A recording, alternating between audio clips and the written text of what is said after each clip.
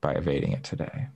I actually can escape the responsibility of tomorrow by evading it today. Abraham Lincoln was wrong. I do that pretty regularly. That's why he's dead and I'm not. Yep, that's the reason. I think I haven't been assassinated yet.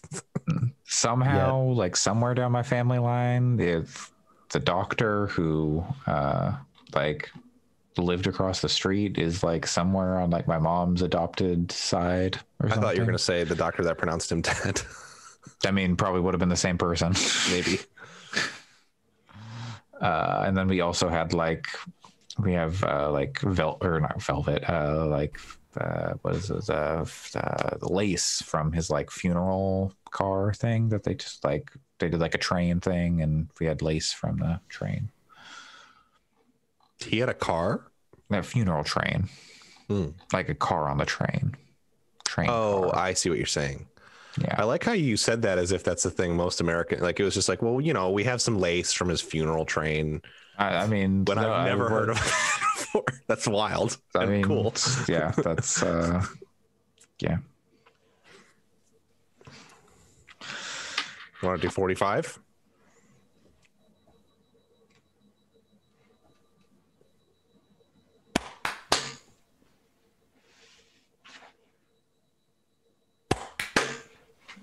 Man, that was like on rhythm and good, but also I am like, you guys are like fully a second behind me, or I am fully, you know, latency's noticeable. Yeah, weird.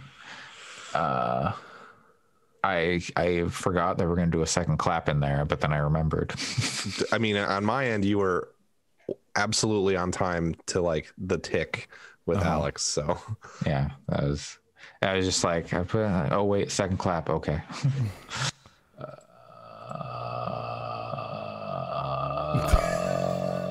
Okay.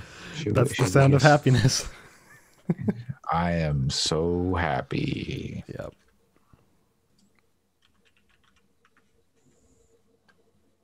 Like the song Infuser. What was Pat talking about this week? Assassin's Creed? Yeah, I played some Fuser. I should probably. Fuser is the thing I can. Yeah. You can talk about whatever you like. You can talk about whatever you like. I mean, I also talked about Fuser, but I can add my voice to that chorus. And then remix it with like All Star. Ideally. I'm never gonna give you up. I really like the parts from Bad Guy, the Billie Eilish song. You mean the Seth Everman song? That's yes. Bald Guy. Yeah, you can put like Brad Paisley's Mud on the Tires over the synth part from Bad Guy, and it's very funny.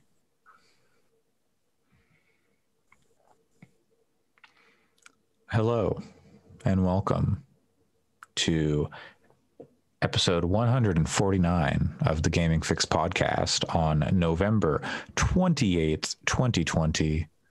I am your host, Andre Cole, aka your partner's favorite Rocky movie. I am joined today by Pat. I don't think my partner would watch a Rocky movie if you offered her a lot of money.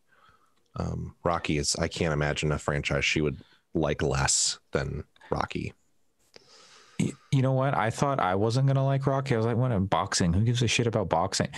Those movies are so damn funny. Like they're good. I mean, they're good movies. They're hilarious. They're pretty funny at times. They're well made. I mean, they're hard to take seriously through a modern lens at times, but they're good movies. Almost everyone involved in creating them turned out to be a massive shithead later on, as far as I know, except for like the new ones, like the Michael B. Jordan ones. But and Alex, Wii Sports Boxing got really hard. Like at the end, like it just had a sudden crazy difficulty spike. I see. I think it's because they didn't want you to ever actually finish it. Yeah, but like the last dude or lady, I don't remember if it was generative or if it was always the Mike same Tyson. person. I think it was always, when I ran into it, it was always a guy named Mikael Matt. Tyson. I don't think they licensed Mike Tyson for it. It'd be cool if they did, but anyways, Matt in my case would just like one shot you. So if he got one hit in, like you're down, and he took like 40 punches to the face. It was just the worst. Were got you there. watching the Rocky movies to get hype for the Mike Tyson versus Roy Jones Jr. match that's happening? What? Of Did you not know course. this? I found out about this like a No. week ago. Mike Tyson and Roy Jones Jr. are going to fight. Why? They actually weighed in last night, so it's this weekend. Who- Beats the shit out of me because boxing is bad and it's always been bad. Did Oh, y'all? wait, okay. I thought Roy Jones I was confusing Roy Jones Jr., who I've never heard of before now, with Oh, the comedian from like the Daily Show. Roy Wood Jr. Yes. Yeah, So no. I was like, No, Roy Jones Jr. is I was is like, a why is contemporary who boxed when Mike Tyson was boxing. Hmm. He's one of probably the best fighters ever. I don't know. Mhm. He's like 166 or 166 fights, lost 9 to Mike Tyson's winning 50 fights and losing 6. Mhm. And Oh, okay. But did y'all know that like Dolph Lundgren is like a massive genius? No, Like, yeah, I yeah, he has, like, remember a- that. Yeah, like he had like a Fulbright scholarship to MIT for Mm-hmm. chemical engineering or something, and like got a PhD, and he speaks like 7 or 8 languages or something. Like he's a I believe it. certified just mega genius. He has a TED talk, and it's really interesting.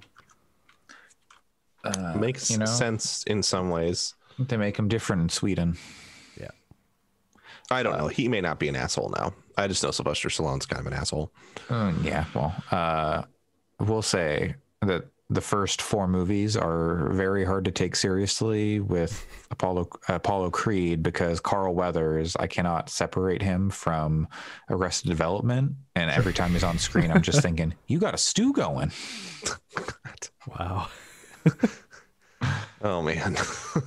In the past like month, I have watched all 6 Rocky movies and going on to Creed in the near future, and boy howdy are those movies funny. Just absolutely floored by how silly. I don't know if it's on purpose or what. I don't think they were silly the first go around. I don't, but- because I know most people yeah. that like you know, the dads of the world Mhm. that I know are very much like emotionally invested in them on a these are not silly, these are serious. And when he starts yelling Adrian, that's not funny. It's emotional. Yeah, I but think it's funny. it's like not even like just Rocky's existence and the kind of like how he exists in the world and interacts with people is just bizarre. That's true. I agree with you. I don't think as many people agree with us that are like film scholars. Then they're not watching. Like they've not seen the same movie that I saw. I'm not arguing. I just know a lot of people who take those movies, not a lot, but I know people who take those movies very seriously. The fans of that series that I know take it very seriously.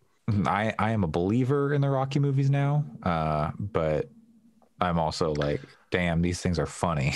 I think they're, to me, in a similar camp as like Fast and Furious, to the degree to which they are good, but also silly. So I'm with you. I just think we're in the minority. Maybe, maybe. That's totally fair. But that's your Rocky Minute this week. I don't want that to be a regular thing. I don't like those movies that much. I What actually haven't movies? seen What Creed movies would or you Creed want 2. then? I mean, we've already had Fast and the Furious minutes. Now we've had Rocky minutes. I'm still waiting on Alex and Allison. I was gonna say, get I in don't and know. watch those. I don't know why the Fast and Furious minute ended, but because we had Ejectocito when Jan was here. That's true. And we talked about how that game was bad. We're waiting for the movie. I think we should get into video game movies, game adaptations. like Uwe Boll specifically. No, I'm not gonna. No, Blood Rain. No, Uwe Boll is not gonna be included in the list. But like Tomb Raider, Doom? like Assassin's Creed, Doom, for sure. Yeah. Max Payne. Mortal Kombat, Hitman and the other Hitman. yes, those might be Uwe Boll movies. I can't I remember. don't think so. I don't think he Resident did. Evil, He did like Far Cry and stuff. Dead or Alive. He did do almost specifically Ubisoft franchises for a bit there, I think. Yeah, he did do like Far Cry and stuff. He didn't do Assassin's Creed though. Yeah, House of the Dead, Alone in the Dark 2, Blood Rain, Oh, Blood Rain 2, Blood Rain the Third Reich. Silent Hill. In the Name Silent of the Hill King, was In the actually Name a of the good King movie. 2. Those movies are okay. Yeah, those What, movies in were the name, fine. the Silent Hill movies? Yeah. It depends on who you ask. I actually haven't seen them, but I know people who say those movies are pretty okay, and people who say that those movies are like rancid. I mean, they're not the perfectly game. fine. Yeah, they're not the game, but as like self-contained horror movies, they're pretty good. The people who I know who hate them are huge fans of the game. Exactly. mean, That's probably why. And I think they don't like them because the games have a lot of depth in terms of their themes and like concepts. And the films don't really. They're more just like regular old horror. So I'm going to jump ahead a little bit. This isn't even in our news, but I mean, the Mortal Kombat, they put in the movie versions of all those dudes, So which you I don't think have is, to have transphobic Sonya Blade. which that's is great. That's a big plus. That's I don't know. great. I don't know if Yeah. she comes into the actual campaign. No, I don't think so. But in the multiplayer, you can just have non-transphobic Sonya Blade. Yeah. But like I think that's kind of a really funny, like a super funny move. And I wonder, like, what other video game franchises would you like to see, like the film adaptation of a character come back into the actual game? Spider-Man. Tobey I think Maguire. Tobey Maguire Spider-Man. they did that for one. And They did, you're right. Willem Dafoe Green Goblin. But yeah, get Christopher Lambert for everything. Yeah. I mean, I think that a Spider-Verse version of if they brought like the Spider-Verse versions of those characters into a Spider-Man game, that would be really cool. You could get Nick Cage in there.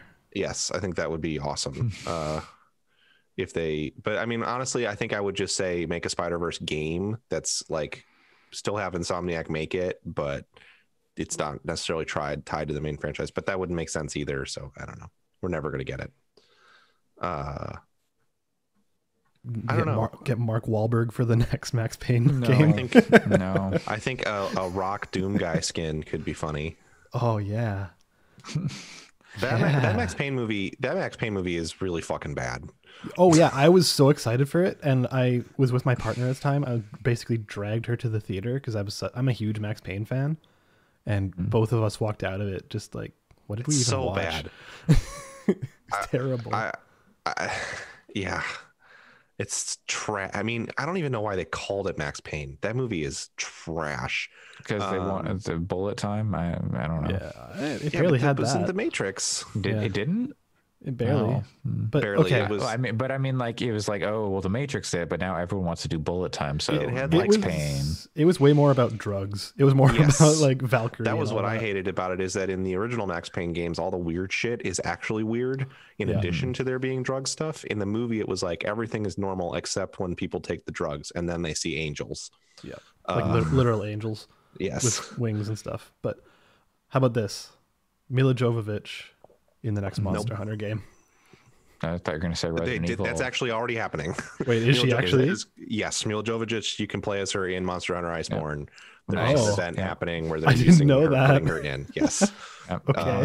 That sounds right. Yeah. That is. I saw an ad for it on Twitter. I didn't bring it up because I assumed everyone had seen it, but No, No, I there's- didn't. I never even saw there's that. a limited time event coming where you play as her. Her model in Monster Hunter Iceborne looks terrifying and not really like a person. She's very pretty. The model does not look particularly. All right, I got one last one, and then we can move on if we Okay. want. You get John Leguizamo in Mario, and Bob Hoskins, of Now- course. Now, but if you want, there is not a game that I would be more excited for Nintendo to announce than an open world RPG that's based on the film Super Mario Brothers. Super Mario. It's like Street Fighter, the movie, the game. Super Mario Brothers, the movie, the game. oh my god, imagine that Except- Yoshi. I wouldn't want it to be That like Bowser. mechanically, I would want it to be like, an open world RPG like The Witcher or something. But Well, it would basically it'd be like in New York, Cyberpunk Mario and 2077. yes, exactly.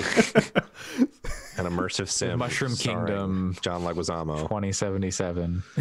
Fun fact: Uwe Boll decided to branch out from filmmaking in 2016 to work in the restaurant industry. Yeah, I His first had heard Bauhaus about restaurant in Vancouver. An outhouse restaurant? Bauhaus. Oh, Okay. Right. Yeah. Right. I remember. I've heard this. Apparently, he announced a comeback this year. Good. Great. Looking forward to it. He's gonna make the Gods and Monsters movie or something. He's making. He's gonna make a Watch Dogs movie. He's making a movie called Rampage 4. There's Like been Rampage 3. Total Destruction. Yeah, there was. I know there was one Rampage movie. It had The Rock in it. Didn't I it? don't know if these are the same Rampage. Probably this is not. Yeah, this is not related to a video game. It's not Okay. based on video games. They're an ooable, penned and conceived of action movie film. Yeah. Apparently, the first Rampage film was the only movie he's made that got pretty good reviews or okay reviews. Wow. Okay. Okay. Well, It got 3.5 stars out of 5 from Bloody Disgusting. So there you go. That's higher than I expect. We have As you know, lots. the other Rampage Yeah, films we have did. lots to talk about this week, don't we? yeah. Oh, as you might tell, listener, we played so many games this It's week. impressive that he. First of all, the first film is called Rampage. The sequel So, is Andre, what did called you play? Rampage Capital Punishment. I played Rampage The Capital third Punishment. one is Oh, called no. Rampage President Down. Okay. Okay. 3 years after his second killing spree at a TV station in Washington, D.C., following which he was presumed dead in a massive explosion, Bill Williamson returns from hiding and using a sniper Bill- rifle assassinates the president of the United States as well as the William- vice president and the secretary of defense, which happens off camera. Sorry, William Bill Williamson. Williamson. Yeah. That's a character from Red Dead, for starters. Yeah. And these films came out after Red Dead Redemption 1, so yeah. Well, I see. That's the Rampage series is going to be our new. He We should just, found it. We did They it. should just make a new Joe Dirt. I know he had nothing to do with the original, but they should just make a new Joe Dirt. That's all. Sure. I don't like. It's a controversial opinion. Not a huge Joe Dirt fan. I'm not a huge fan of it either, but they should make a new one. Anyways, Sure. Okay. Sorry, I had a cat jump on me and You know what would be great with the microphone. is if they made a series about a game called Yakuza, and it was just all the they just had the big story beats, and then every once in a while there's here's some wacky side shit that we're just who are these people? The only reason to make any adaptation of Yakuza is to make it so that you can play other Yakuza games without needing to play them. You know? Oh yeah, no, it's like just the to way they did those absorb comic books.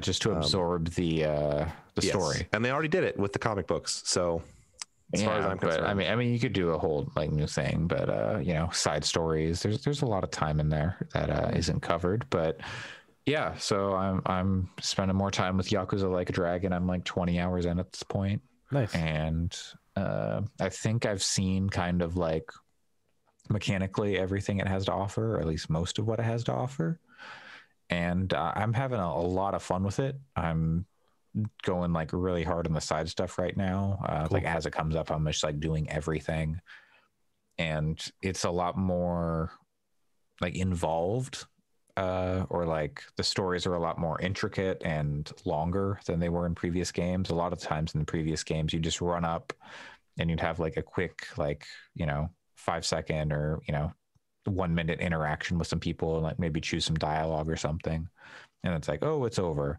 But now in Like a Dragon, they're much longer stories, and you're kind of running back to places after you're running across town and meeting up with a bunch of different people, and they're much more interesting stories, but still extremely strange. That's great. yeah, it's on. My plan is to pop that in for a few hours, play the beginning stuff to see if it looks really nice and loads fast on playing the PS4 version on the PS5. I'll probably just keep playing it, and then I don't know. I don't really want to get to a position where I'm halfway through it and the PS5 version comes out. That feels like it would suck. It's supposed to be March. But it's not until March. It's kind of a bit of a ways off. I mean, I have plenty of stuff to play, but yeah, I would like to play that earlier than that. So we'll see. I'm having a real good time with it. I did a quest or a side story earlier tonight with a guy called Mr. Masochist.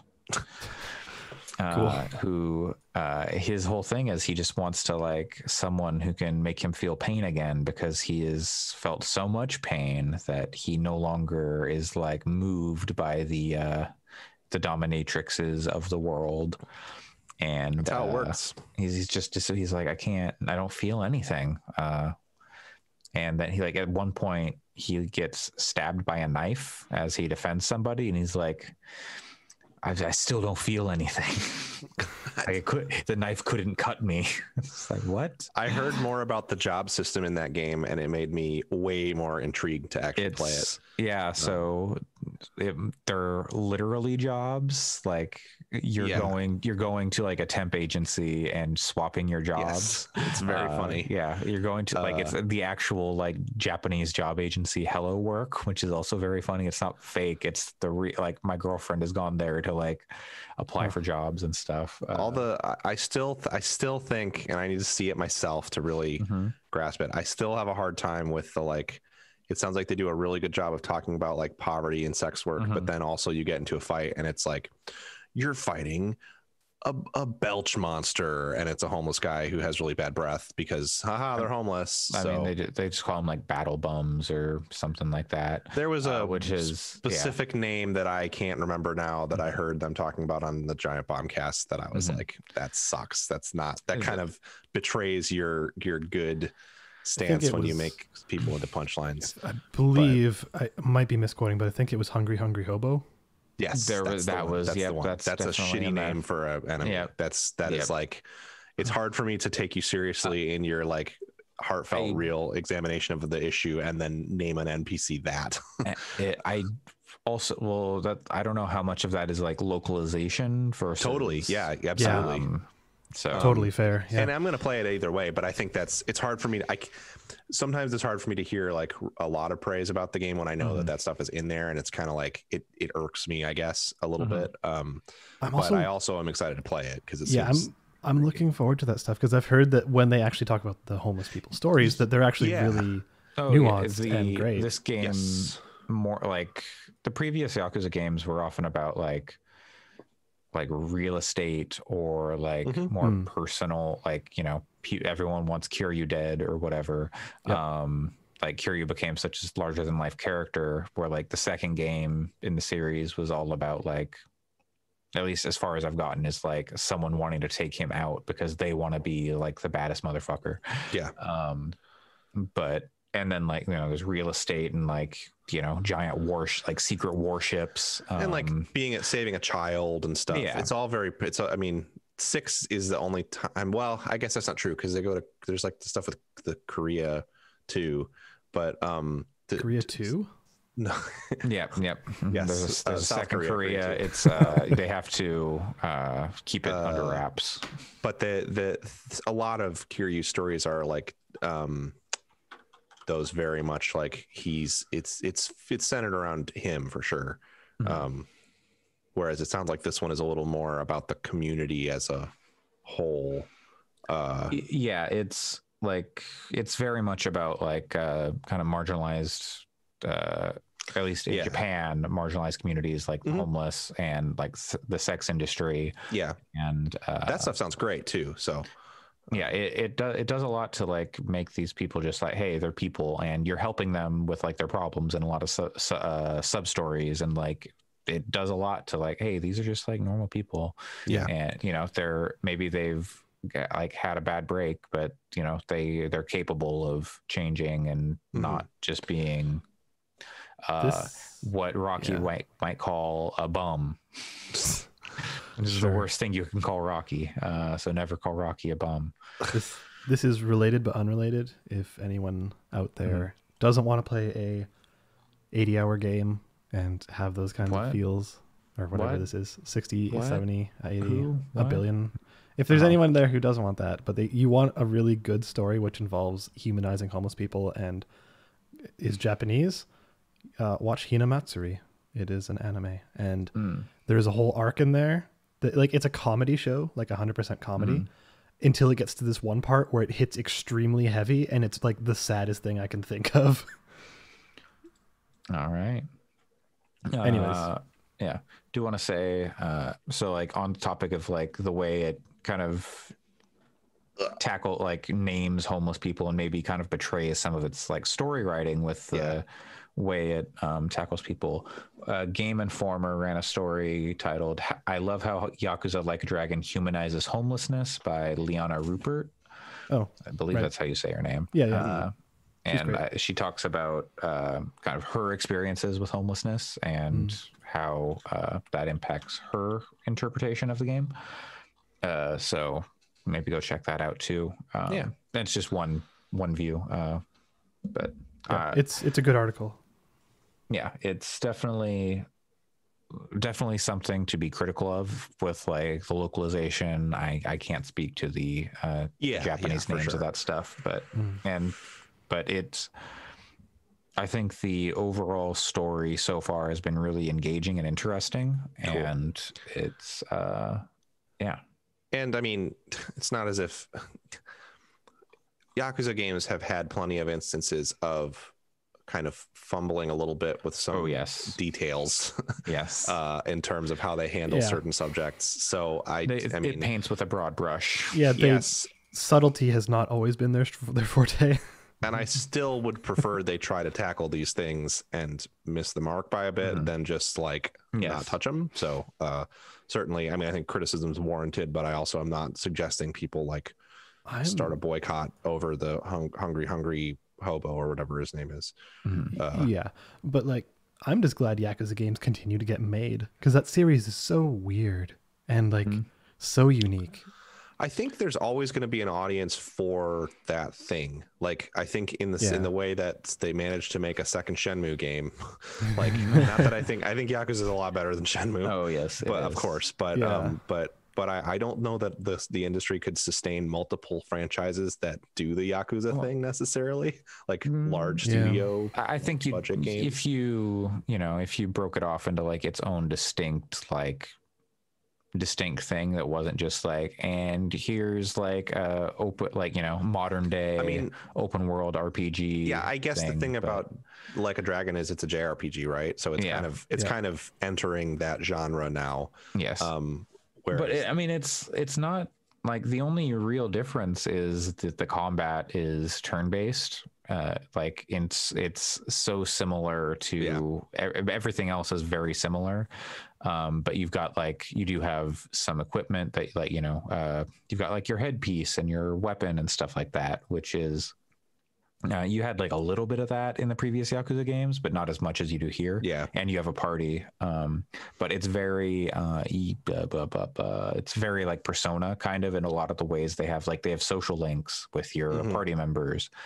And like you can tag people in and out and take advantage of weaknesses and knock people down and stuff like that. So I have heard. No, sorry, go ahead. I was just gonna ask, do you do any pocket circuit racing? There is not pocket circuit racing, but there is just like go-kart racing.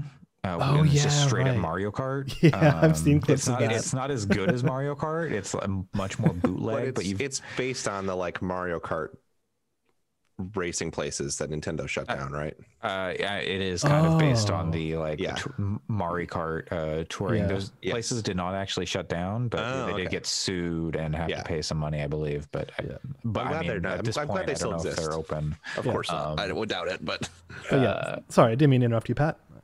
Oh no, I heard Ben Pack was talking about on Twitter how he hit a difficulty spike like 50 or 60 hours in. That sucks. That's what sounds unfortunate. So I don't know if, I don't know how far, but I was reading in the tweet, like in the responses, like, hey, you should go, like you should have done this thing like that opens right before it, because it will make it much, like basically it levels you far past where you need to be. But it sucks that he got stuck there. But I had like, I don't think I'm that far, but I did have like a thing where I was like, oh, okay, this thing opened up and I might be going into a spot, so maybe I need to do this thing. I'm in like Yeah. maybe, like halfway through the main story, or And maybe they something. telegraph it really well. I think in any case like that, if you have a super mechanical game, an NPC should go, you should really wait to start doing this until you think you're ready. Sure. I mean, the game does tell you like, hey, you should at least be level like 15 to go in this place That's for good. this next story stuff. And that's what it did for the last kind of story thing I did. It's possible so. that it did that, and he was like, how would I get to level this? I guess I'm just going to go in. I'm not that far, but now that I know that it's there, I'm going to try and avoid running into that issue. I'm making like tons of different saves, so like every time I save is like new slot. So hopefully I won't run into any issues like that. We got off it like at the beginning of the conversation, but the job system is very interesting and like goofy because they're all like actual jobs that people have. Like some of them are actual jobs, like Piss Wizard. Yeah, that I have not seen Piss Wizard, but I guess is that a job? From what I've heard, it is. I don't know. Because it's like I've been a break dancer. I've had like an enforcer, like a riot cop, an idol, and like a busker, a musician. Wait, so like Ichiban has been an idol, or you have worked with idols? No. So I've had an idol in my group. Okay. So I think he could be though. Huh. But no, Ichiban was my breakdancer. Okay. And he's much like Majima breakdances and Yakuza 0. And each of the jobs has like different move sets. And right now I just changed my job. So I've got Ichiban as a chef. I've got my homeless buddy Nanba as a bodyguard who wields a katana. I've got the lady who runs the like snack shop. She is a card dealer and just wields a fan of cards and like throws them and stuff like that. I've got the other lady in my crew is a dominatrix, and then the other guy is like a nightclub host. What does a dominatrix map to in like a standard RPG? She can, so one of her moves, she does a lot of brainwashing, which is like, I'm going to make you attack your homies. So like status effect kind of stuff. Yeah, but specifically brainwash. And then they like map all the moves to like specific like animations. So it's like, this one, you're going to stick the heel of your shoe in this guy's face, and then maybe you'll brainwash him. And so then she does it, and it's that looks like it hurts. So yeah, it's neat. I want to get some of the more like interesting jobs, but you have to like build up the social links, and that's like tied to story progression too. So like you have to spend time with the people, and then you have to advance the story far enough to get like, okay, it's like, it's annoying because I'll be doing things that should be building up like our link, but it can't build up anymore because I haven't like built up the social link to the next level, but I can't because I'm not far enough in the story. Yeah. And I'm not even like trying to like build up the social link. Like I'm not trying to grind stuff out. It's just happening really quick.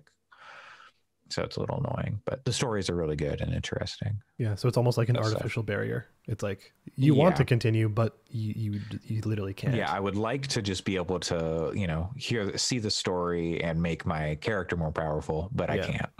Right. But gotcha. Whatever. It's okay. Some of them, like, because they level up at different speeds, so some of them I can like go, and then some I have to wait longer. No, it's cool. Yeah, it's really good. I'm really enjoying it. It's quickly climbing my game of the year. So, yeah. Sick. Yeah, Yakuza Like a Dragon. Looking forward to getting into it, or deeper into it than I am. I'm like still half an hour in, which is nothing. Mm-hmm. Yeah, you've watched a cutscene, basically. Well, for other games we played this week, Pat, I know you've been playing either an open world game or a not open world game. Yeah. I've almost exclusively played Assassin's Creed and Black Ops Cold War this week. Cold War with my buds. but I played a little bit of something else too. But yeah, Cracking open a Cold War with the bug. We've had a lot of fun with the fact that it's called Cold War, and we call our gaming time Cold One's time. And there's a lot of like, what time are we cracking coldies later, etc., which just is very fun with Sure. Cold War. And not to go on a long tangent about it, but the multiplayer in Cold War is quite fun. It's like they put Nuketown in this week. It's a good map. And we started getting into their Fire Team Dirty Bomb, which is a hilarious name for a mode. But it's like 10 4-player teams have to compete over filling up these bombs around the map with uranium that you get from opening boxes, that like battle royale style. And then you fill it up and have to sit on the point and detonate it. And since there's a total of 40 players in the match on 10 different squads, it's very chaotic because you can see like, oh, point A is, and you spawn like in a battle royale, you drop in from the sky, but the map is like a super small map for that kind of thing. It's still really big compared to other maps, but anyway. So it's chaotic. Is Knuckles chaotics there?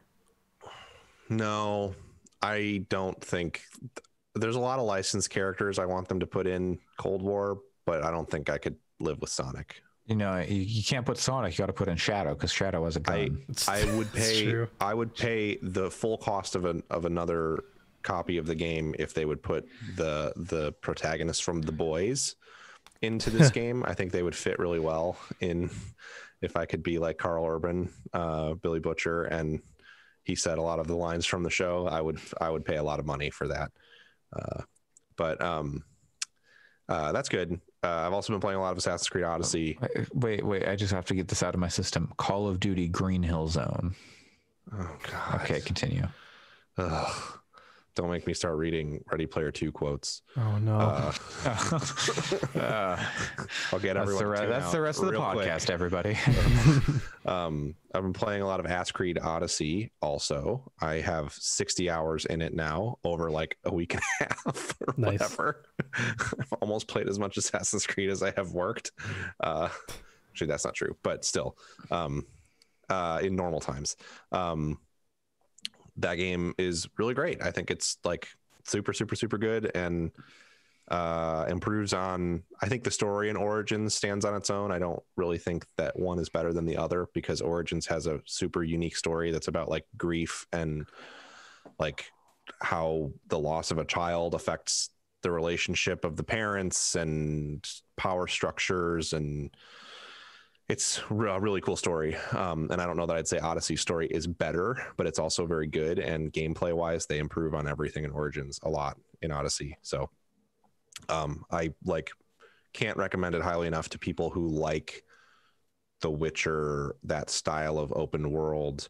I think there's a lot of people who kind of give the Assassin's Creed games at this point flack as being like checklist games. I don't think I agree with that assessment. I think it's really easy to make that judgment if you play like 5 or 10 hours of it and then say you're done.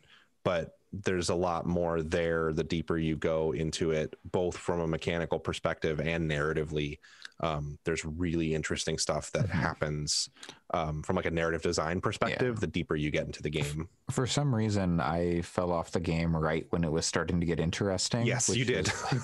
Like, you know, it's funny. Like it was like, you know, I had other stuff coming up, other games and like other stuff to do in life. But like I got to the part on like the second area you go off to the tutorial place, and like where you kind of meet some cult people and like start to get an idea of like what the story is. And then went to like some island, and I went to like another random island, and then there was a Cyclops on the island, and I was like, excuse me? Yeah. So it's interesting that was your reveal for that stuff. I think one thing about Odyssey that is different than Origins is I actually don't think so. I played the first half of Origins by like 100%ing every zone that I went to before moving on with the story. And then it became clear that it was going to take me like another 50 hours to finish the story, and I needed to get on with it. And then I ended up finishing the story super fast because I was already over leveled by doing everything. Which with Odyssey, they kind of had this option in Origins, but they refined it with Odyssey. you can turn it off so that you can over level, or by default it makes it so everything is always leveled up to be like a couple levels lower than you, so nothing is ever trivial unless you want it to be. That's kind of cool. Which I think is, yeah, it's smart. The fact that they give you the option is nice. But the thing about Odyssey that's interesting is it doesn't narratively make sense. This is my biggest criticism of it. It doesn't narratively make a lot of sense for you to be murdering everyone until later. This isn't really a spoiler, but until later on in the plot. Like, Cassandra doesn't have a reason to go to a Spartan castle and kill everyone there in like the earlier parts of the game. A lot of stuff happens over the course of the story that makes you understand like why she might be mad at everyone. But that also kind of depends on how you want to play her too. But so there's treasure in there, and they don't want me in there to take the treasure, so I got to kill everybody. So it's definitely like, I think the point being, I think the best way to play that game is kind of to stick with the story and then do the side stuff later, because it makes the story gives a lot more setup as to why she would be roaming around Greece doing all this random stuff. If you play, I mean, I'm not done with it, but I think I'm in around the final act and I can kind of see some of the places it's going. But the point to the Cyclops thing, like, I didn't, because I was mostly doing Critical Path, I didn't really encounter any of the mythical beast stuff until it came up in a quest. And it was like, I mean, it would have been a best moment contender for me in 2018, because it was so fucking cool the way that they introduced this mythical creature. And what I love about it is they did the thing I want them to do, which most people are going to be like, this is stupid, but it's not. I mean, in Assassin's Creed Origins, there's mythical stuff, but it's all like an animus simulation, a glitch, or like an artifact made you see an illusion. In Odyssey, the conceit is actually because the ancients, like that race of ancients that the whole series centers around, were like super technologically advanced. They just bioengineered these crazy monsters, which is really cool to me. And I dig it. It's fun. That stuff is kind of designed to be more post game.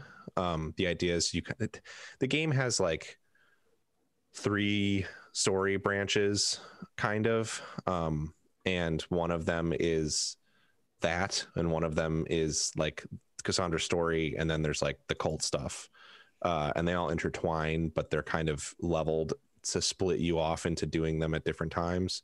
So I have to finish the kind of Cassandra story, which mostly mixes with the cult stuff, and then I can do the artifacts, which tied into the Atlantis stuff. But I don't know, it's a cool game.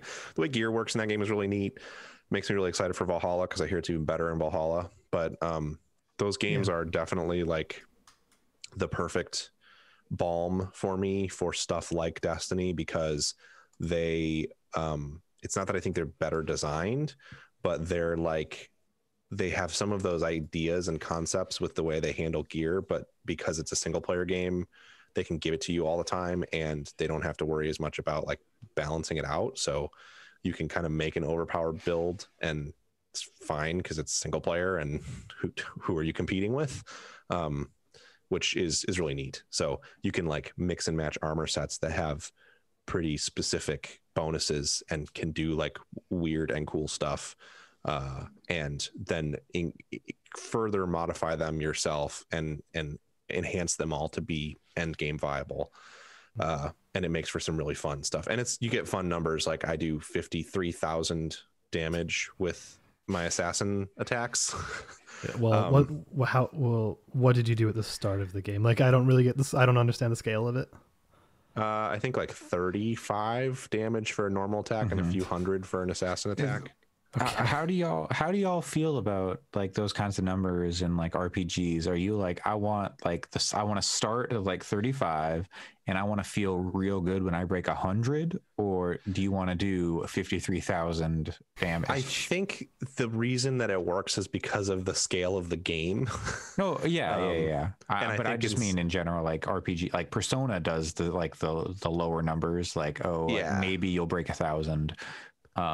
And then like Final Fantasy is like, oh baby, break the numbers. Yeah, I certainly don't love the way that when you start a Final Fantasy game, it's like you do the first combat encounter and then it shows the experience and it's like, oh, this character started at level 6. To me, that's like, why didn't you start them all at level 1? But I also they wouldn't know anything then, man. I think the huge numbers are fun and I think the small numbers are fun. The thing to me that matters the most is being able to break the numbers down. So the reason that I like it in Assassin's Creed is I can say that like I do 53,000 assassin damage and I do about 2,500 damage with a heavy attack. So I know that an assassination attack is like 20 times what I can do by just like hitting the right trigger. So it makes it so, and then when I can kill an enemy in one hit, I start to go like, okay, so that means that since I did this much damage to them with an assassin attack, I can start to think about like, this is probably how many attacks with a heavy attack it would take me to do. And then I love that they scale it out to like the boat stuff. So I know that with ramming damage, I do 243,000 damage. Okay. Because the boat hit points scale with people hit points, like they're on the same scale. So I don't know.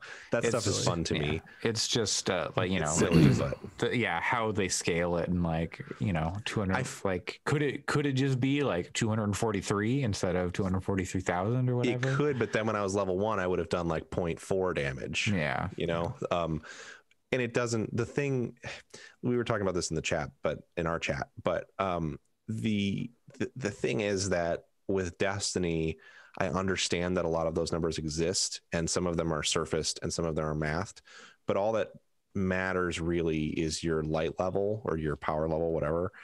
And I think breaking that single number out is helpful in a lot of cases, but for me, I don't care if you say like your power 143, I don't know what that means. I mean, well, the light level only matters, like it matters to a point in like how much damage, because it modifies your damage that you're going to do to enemies with the same thing, and then like you know, every weapon has its own DPS exactly stuff, but how exactly that like goes out, I'm not entirely sure. I like that in a system like Assassin's Creed, it's just like enemies at level 1 had 100 hit points and I did 10 damage per attack.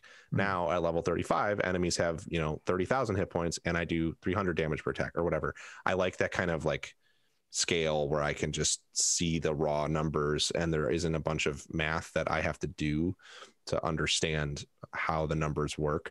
But also 98% of people that play Assassin's Creed Odyssey aren't going to even fucking pay attention to the numbers. They're just going to mash the right bumper when they get into combat.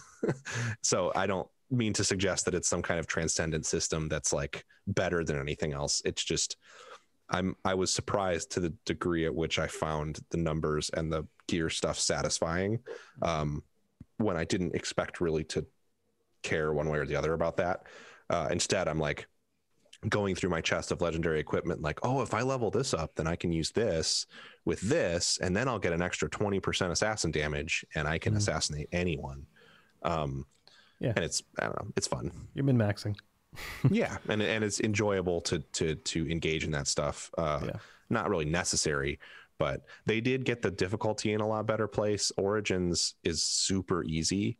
I played like 90% of the game on Nightmare, and then the ending bosses were too hard on that difficulty for me. So, but I'm playing Odyssey on normal, and it feels pretty good. Couldn't beat the Egyptian Pope in a fist fight on Nightmare. It's a lot closer to that than what you probably think. Okay. Of course. Like the pharaoh, that's the Egyptian Pope. You don't ever kill a pharaoh, actually. And you don't kill the Pope either. That's true. Yeah. But anyway, yeah, those are good games. I'm hoping I can wrap up the base game of Assassin's Creed today and then play the DLC hopefully over the next week so that I can play other games before the end of the year. The problem with those games, to your point earlier, Andre, they're very easy to fall off of. If you're like, I don't think it's a commentary on their quality, but if you're like, I'm going to step away and play this game for a week, you might never go back. I know. At this point, I know what those games are. So there's no like, I don't know. I never feel, at least so far, what I've played of Origins and Odyssey, which are the most recent ones I've played. I I didn't find anything in the time I spent with them that was like, oh wow, this is like new and exciting. Where it sounds like there's some stuff in there that actually is, once you get to it. But it's like, okay, the story's like starting to get kind of interesting, but like mechanically, I'm like, I get it. It's less that it's like new and exciting, and more that the ways it combines different ideas, the way they blend them together in an open world context, I think is really interesting. Sure. And fun. What were you going to say, Alex? I was going to say, do you intend to get to Valhalla in the next month? I would like to try it, to start it. I'm not going to try to play through the whole thing in a month. That one I kind of want to have as a sort of background game to play as I go. Because while you can fall off of them easily, I think that's also okay too, because they're not so complicated that narratively that you can't come back to them. I think and systems wise, I mean, they're not super complex. It's just like 3 different kinds of fighting, basically. It's like if you had The Witcher, but Geralt also had a bow and not just a crossbow, but like a bow and arrow, and could assassinate people. That's kind of it. But I think the stuff that I think that they do that is interesting is the mercenary stuff is cool. It's sort of Nemesis system-y, not quite as deep. And the Cult of Cosmos stuff is cool. It's like neat because you have to explore the world to find clues to uncover them and then go to where they are and kill them. And then it also does some cool narrative choice stuff where the ways it makes your choices pop up. You're like, oh fuck, I did pick that. I guess you got me. And that's cool. There's been numerous times when my choices have come back in ways that I didn't expect, but that make a lot of sense. And I was really impressed. Hoisted by your own petard. Totally. And it doesn't ever feel like, I don't feel like I want to go back and reload a save. It's more like, well, if I had done the other thing, then this would have happened. So I guess I got to live with these consequences. The other ones would have been bad too. So yeah, it's cool. I also touched a little bit on Fuser after Allison's discussion of it last week. I felt compelled to pick it up, and I'm not disappointed that I did, because that game is pretty cool. I went in with very low expectations for the campaign stuff, and I think it's actually pretty fun. It's not like, I think you should still set your expectations pretty carefully. It's not Rock Band, it's not DJ Hero, but it's fun and it's engaging, and it's a fun way to learn how to use the tools. And then the breadth of control you have over stuff in the freestyle mode is wild. It definitely is an impressive piece of software there. Is it a good game or is it a good toy? I have to see what it looks like playing against another person, I think. Right.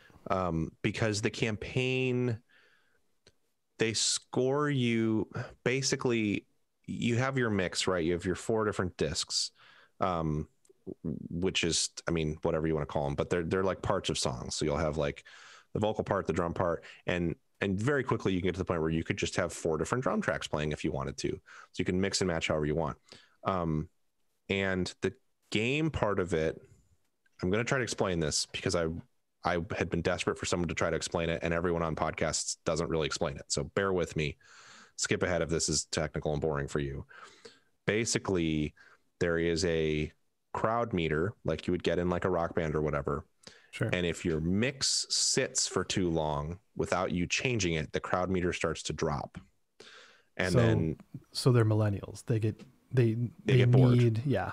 They need things that just and it's change tuned all the time. pretty well. It feels like you can sit there for a second and kind of enjoy your mix and not have to literally be hammering a button every 2 seconds, but also that you do have to change it.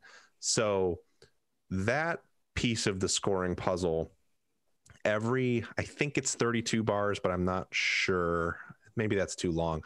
But every so often in the song, it'll hit the end of like a section, and it's not really like the section of a song. It's more like a section of your set, because the songs will just loop. But you'll hit like a section of your set, and you get a score based on what the crowd meter is at. So to max it out, you have to keep the crowd meter maxed out, but you only have to have it maxed out at the point at which it tracks your points. And I think that's the weakest part of the system. Is it's like, it's hard sometimes to, it has a meter for when that timer is going to tick off and it's going to count your points. But sometimes it feels like, oh, that's hitting at a time that is like frustrating. Interesting. So sorry, just to clarify, it's not cumulative. Like it's not everything up until that point. It's literally within some window that it's scoring. Yeah, it looks at your meter, and if the meter is maxed, it gives you the max points for that scoring mechanic. There's several other ones. So the other thing, when you drop like parts onto the platters, if you do it on a downbeat, you get a certain amount of bonus points. But what you really want to do is drop it at a specific pickup, is what they call them, which is where it's like, this is like, you want to drop it right when Billie Eilish says, "I'm the bad guy." You want the song to come in. So when you hover over a track, it gives you, or a song in your crate, it gives you on the like sort of timeline of the song, and you see your header move over the timeline as it goes. You'll see like a little red dot. And that means if you drop it right on that beat, if you drop the vocals right on that beat, that's a pickup. So it's like an interesting beat in the song that like sounds good. So you get the most points for your drops if they're on pickups. So if you want to play at maximum efficiency, you should only be dropping tracks on the pickups. But you also have to keep the mix fresh. So that's where that timing can become a bit of a battle, because you want to make sure that you have the crowd meter maxed out for when the section ticks over, so you get your score. But you also want to try to drop stuff on pickups because you get bonus points for dropping them on pickups. And then on top of that, there are crowd requests that will come up. So the crowd will pop up, like a speech bubble will pop up and say, like, someone will be like, "I really want to hear drums." And somebody else will be like, "I really want to hear Temperature," the Sean Paul song. So if you can combo those, and if you drop the drums from Temperature on a pickup, then you're going to get a huge combo score because you satisfied both crowd requests, which are also on timers themselves, and they'll tick down and you can fail them. So it's sort of combining all this stuff can get pretty challenging, and feels good to do, because you still feel like you hit those moments where you're like, fuck yeah, that was awesome. This might sound like a weird comparison, but it kind of sounds like a rhythm game equivalent of Cook Serve Delicious. To an extent, yes. I think it's as close to Cook Serve Delicious as it is to Rock Band, for sure. The thing is that for the campaign challenges, you can basically choose the lowest BPM song, and it makes everything significantly easier because everything is tied to the beat. The section's ticking over, crowd requests running out, like all of that's tied to the beat. So, and then in later campaign levels, once they give you control of the BPM, you can manually just set it to 90. So you have the most time. So you can kind of cheese it, and that makes it feel a little less like good, but less magical.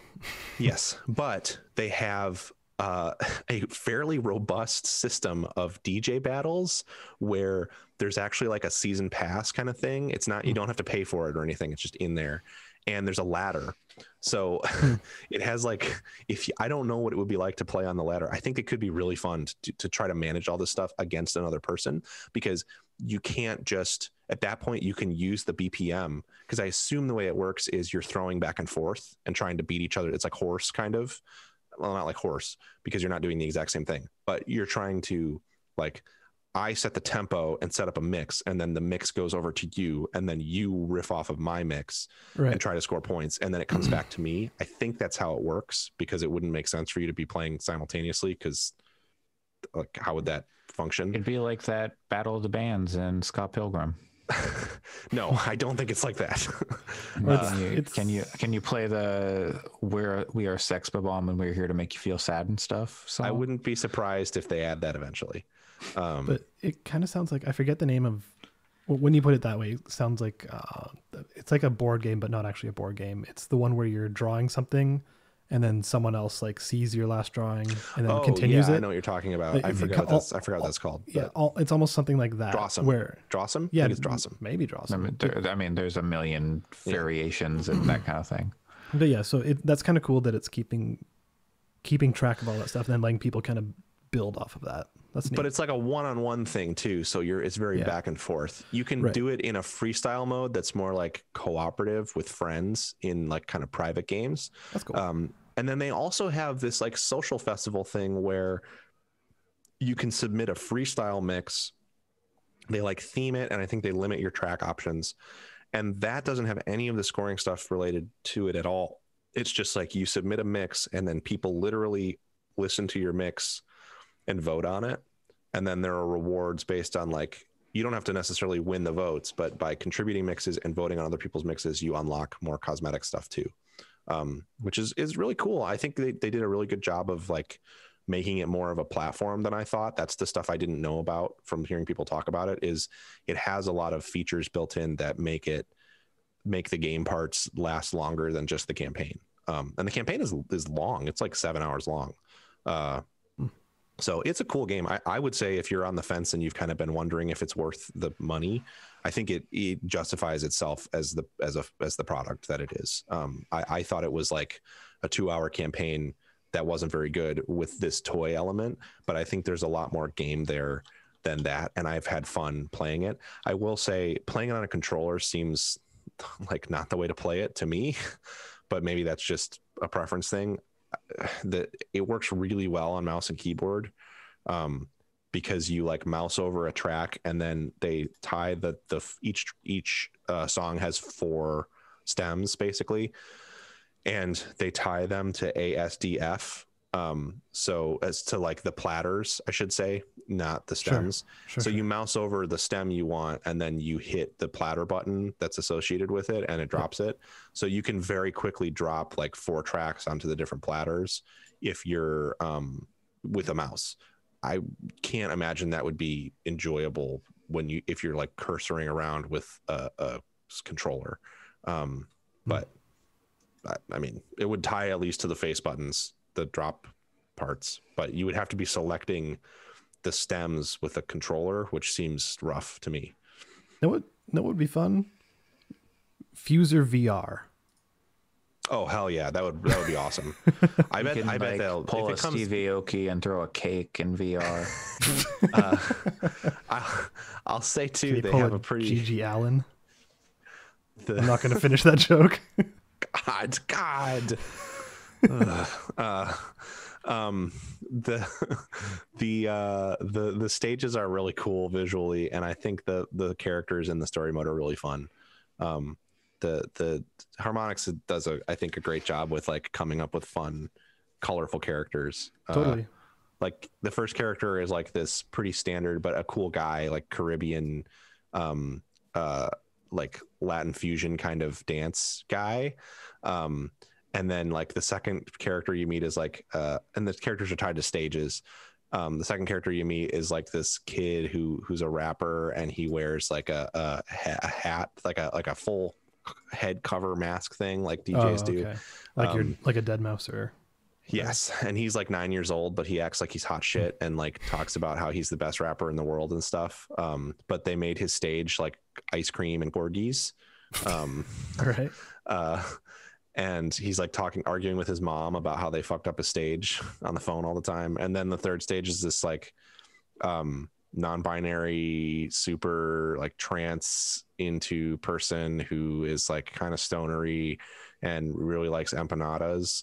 And they have like really cool, like it shouldn't be, but it was still kind of cool that it was like, oh, they use they them pronouns and are obviously non-binary. That's awesome just to see this character there.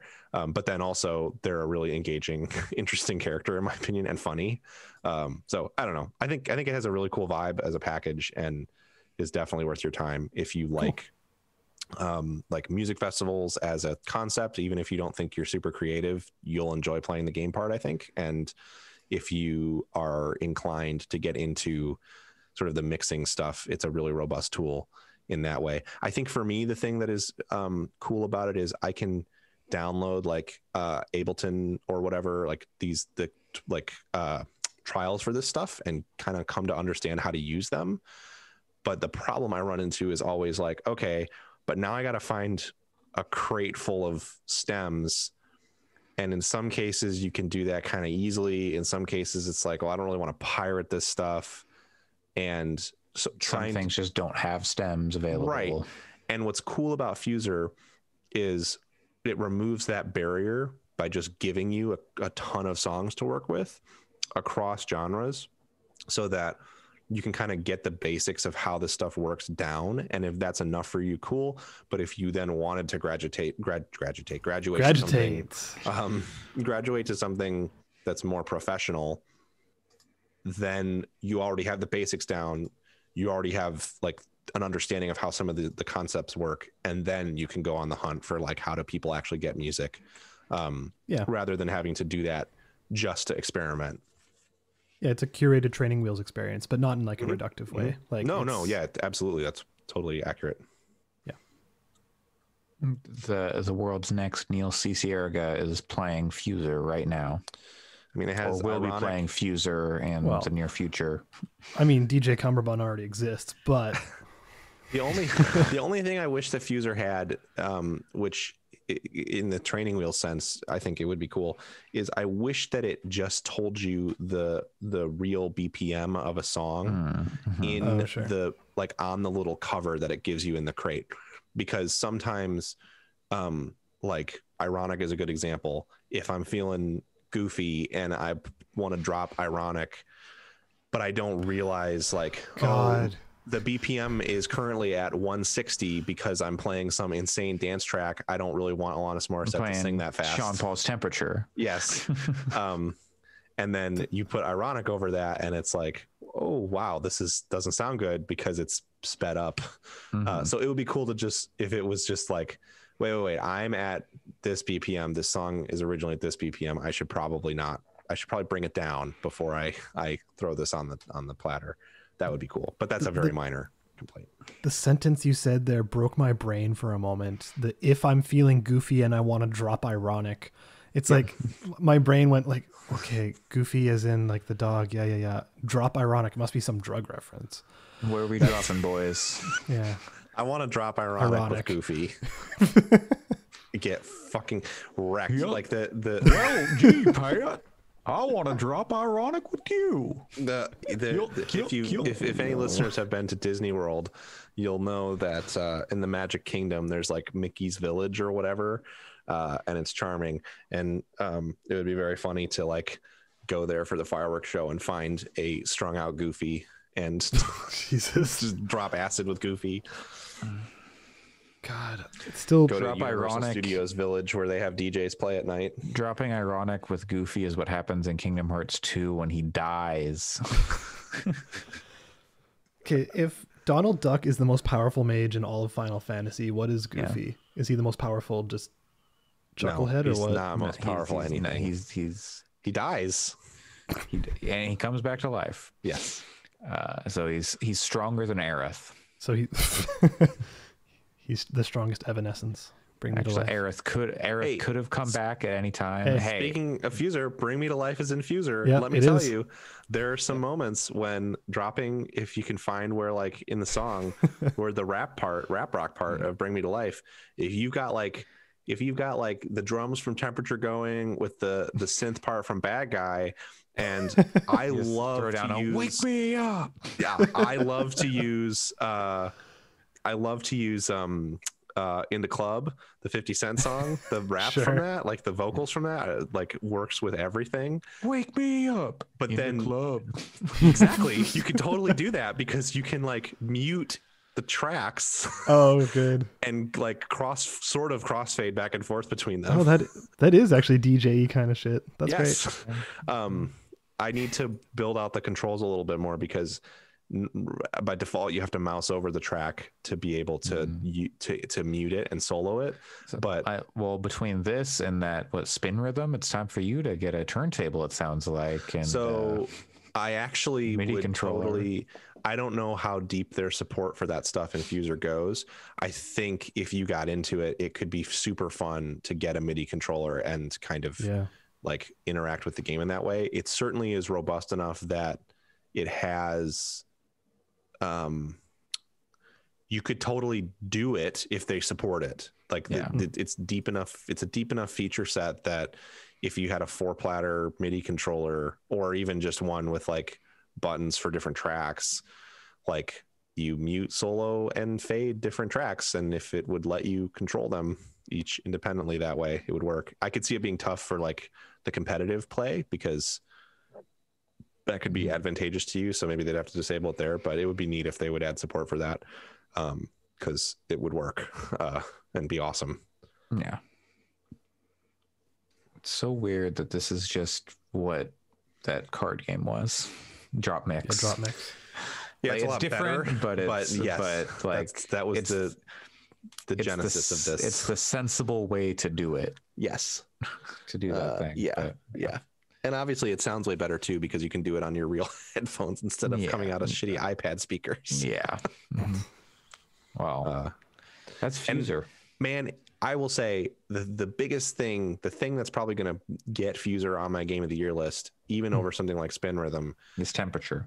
No, I think Spin Rhythm is a better rhythm game than Fuser, but at the same time, Fuser just, it does. Have you ever seen the video of the like, this is what DJs do, and it's the guy with like the plastic cup, and it's like he's just like turning the crank, and then the drop happens, and he like jumps away at the drop and stuff, and is like doing that. It gives you that feeling of like, okay, wait for it, and then bam, I hit the D key and like did a flourish in my living room because it felt really good to do, even though no one can see it, kind of thing. Because sometimes it played Closer Flies. Well, and things like sometimes you're playing one mix, and then all of a sudden you're like, you know what? I just want to play the entirety of Killing in the Name of right now. So you hover over Killing in the Name of, and you just like pound all 4 of the keys for dropping the tracks, and you drop all of that song at once. And it feels really good. It's cool. Yeah, that's cool. Yeah. All right. Well, that's Fuser. And Alex says he didn't play any new games this week. Nope. So that's going to do it for our game talk. But you want to talk about the thing you did do this week? Oh yeah. So or at least give a taste or something. Yeah, just drop a clip in. But no. We've been talking about how I was looking to do a coding kind of episode or podcast or series or whatever it ends up being. And that is recorded. That is ready to go. That is ready to be put out. That is ready for people to listen to. I had written, this one's fully written. It's not improv-y and jokey as like these ones. It's actually more educational. And I had written it like a month ago, maybe 2. I can't even remember because 2020. But I went through it and I was getting ready to record. I was like, you know what? This isn't great. Too much content, not enough time. Like it would have been like an hour long, super dense. And I was like, no. So totally rewrote it, took out like half the stuff and just expanded on the other stuff. And it's now like a half hour of content that's reasonably dense, but like you'll probably want to actively listen to it, but it's still digestible. It's not too crazy. What are we programming here? We doing like bots to buy new next gen consoles? We doing yep. What are we doing? Yeah, that's the whole point of the entire series, is that it's going to give you ways to get into being a scalper. Okay. No. The first episode, your own next gen hardware, whether it be PC or new phone or anything you want. Don't do that. That stuff is so scummy. The first episode is what is coding. It is ways you can get into it. What is the practice of coding? And then the next episode. This is a mouse. This is a keyboard. Yep. Put them together. Keyboard, mouse. Yeah. There you go. KBM. There. That's everything you need to code right there. Just keyboard and mouse. You don't even need the mouse. You just need a keyboard. Mouse, pineapple, pen. Anyways, and then I have a second episode that I'm working on which is more like what it's like day-to-day life of actually being a dev and like resources for how to get there and stuff like that. So like it is meant to be more educational, and as of right now the first 2 episodes at least are solo casts, and I'm hoping to, I don't know, we'll figure out what day of the week they'll go up and try and do it like every 2 weeks, maybe. Okay. Something like that. Cool. And then after those first 2 episodes, I might try and get some guests on. I already have people who are interested in doing it, because for the script of this first episode, I basically passed it around to almost a half dozen senior devs just to see like, hey, what do you think of this? Like, is this too much information? Is it not enough? Is this something that you would show to an intern? Is this what you would show to someone who's interested in getting to like learn what coding is and all that kind of stuff? And they said, yeah, like they suggested some changes, and yeah, so it is pretty curated by a decent group of people at this point, and I'm sure some of those people will probably end up showing up on it for conversations. That's awesome. Nice. So look forward to that. And is that going to go up just on the regular Gaming Fix feed for now? Yeah, that's a good question. Probably for at least the first episode. And if it gets enough reception after the first couple episodes, then I'll probably break it into its own thing, but we'll see. Okay. Cool. And going from there, unless anyone has any objections, we'll head into the news. Nope. Let's No news it up, objections baby. here. All right. Well, this week we were hit just yesterday. We were struck by. Well, there were the politicians were among us, and AOC and is it Jagmeet? Jugmeat. Jugmeet. Yeah. Okay. Jagmeet Singh had a pretty short notice Among Us stream where they ended up raising over $200,000 for charities for like food banks and stuff like that. Is And that housing correct? and Housing for and- homeless folks. Essentially, like the stuff I can't speak to Canadian politics, but basically all the stuff that is just deadlocked in Congress in the United yes. States that they Yes. can't seem to figure out how to provide basic support and services for the people of this country. I have tons of respect for AOC just saying, you know what, fuck it, let's raise some money for these people, because Yeah. her direct action did more yesterday for people struggling in the pandemic right now than yeah. what Congress has been able to do in the past 5 months. Yeah. So Basically, yeah. I think it's a really powerful show of how ineffective our politicians are and how broken our system is, and how someone who has a platform and uses it intelligently can make a real difference. So I definitely applaud it. Yeah, I found it interesting just how impromptu it was. Like it was basically Jugmeat like reaching out and being like, "Hey, I might stream some Among Us. AOC, would you be interested?" And then she was like, "Sure, why not?" And then the next day they did it. Yeah, I wonder if it was actually that impromptu. yeah. Like, you know, It was. Listening to how Victoria Tran was telling about it.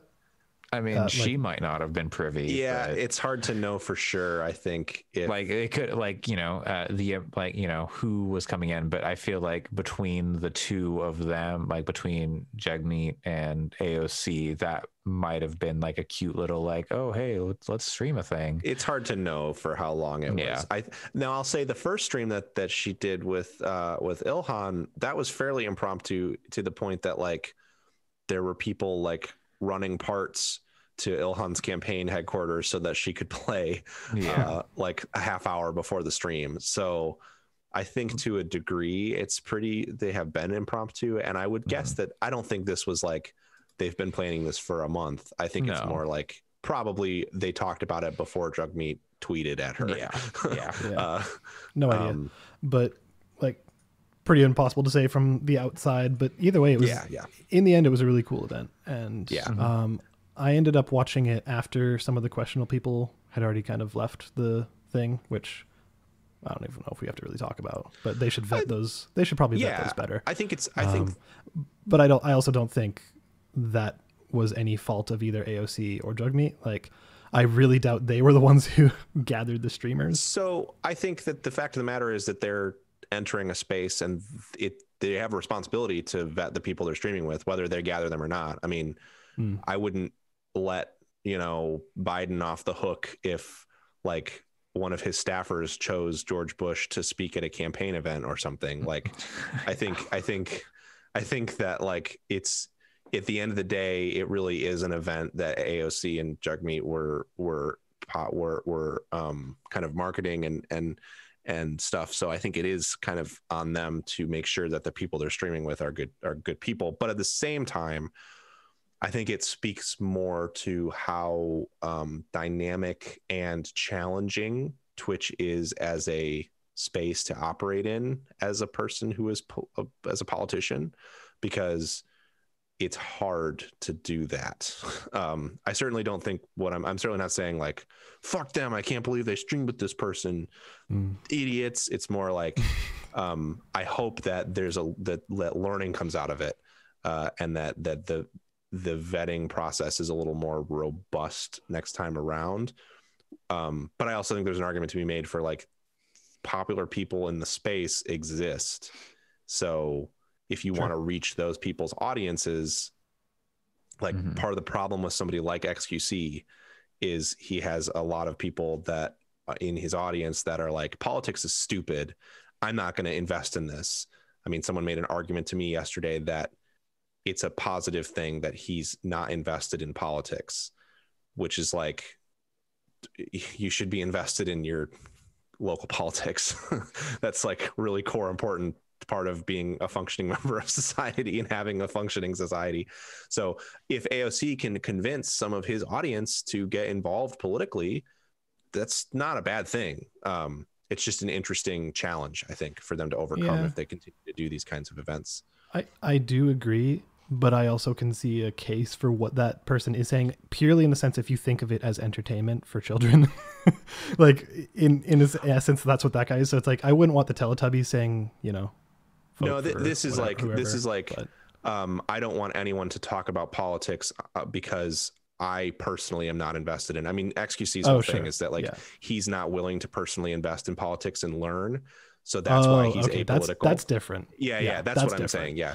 Now, I'm not saying every stream has to get into local political issues. I certainly don't all the time when I stream stuff. He's saying personally he doesn't like vote, he doesn't participate in the political system because he's not willing to invest the time to understand it. Well, then that's dumb. As an adult, which I think is fucking pathetic. That's irresponsible in that case. So I think it's funny that he then went on a stream with two of the most like engaging politicians, and dynamic politicians in North American politics. Yeah, to take a step back for those who might not know who Jagmeet Singh is, because like I imagine his name has not come up for a lot of people before. Like I think we've actually talked about him on our podcast before. Yeah, totally. Because he's a Canadian MP, a member of Parliament, and he's also the leader of the New Democratic Party, who is, in terms of our mainstream political parties, is the most left. Like we have like 4 or 5, depending how you define it, mainstream political parties, and NDP is consistently the one most left. They're the most progressive, I guess. Stands for New Democrat Party. So for him and AOC to work together makes sense. Yeah, because their views align on a lot of things, even cross borders. Because believe it or not, Canadian politics do get affected by American politics. So I know it's surprising, but yeah. So it was really cool to see them working together and kind of crossing that divide in a kind of friendly space. Yes. And I really don't want to seem overly negative. I think that there's a responsibility as people who are invested in the space to be critical of it, because I do think that they need to get better, but I also don't think it was like a failure or like the stream was a failure or anything. I think it's streaming with a questionable person to raise $200,000 to help people is a net positive in the end. So yeah, and by the time I started watching, which was probably like the last 2.5 hours or something, that streamer was no longer even there. So like I don't know how long they were there. I don't know if they were there for 20 minutes and then just left or whatever, but like the crew they had was great. I was watching it largely from the Innersloss Dev Twitch channel, because like I've seen AOC stream, I've seen the rest of those people are streamers, like Alana Pierce was there. I've seen her stream before, but I had never seen the dev perspective, and like Victoria Tran was the one running it, and they ended up having some other devs show up, and as well as modding the chat and stuff. So, and it was a smaller stream. It was like usually hanging around 120 people versus like the 50,000 people on some of the other streams. ASC stream. Yeah, exactly. So like you could actually have conversations and like actually have conversations with the devs, which was kind of cool, and seeing how excited they were about the whole event. So Yeah. that was cool.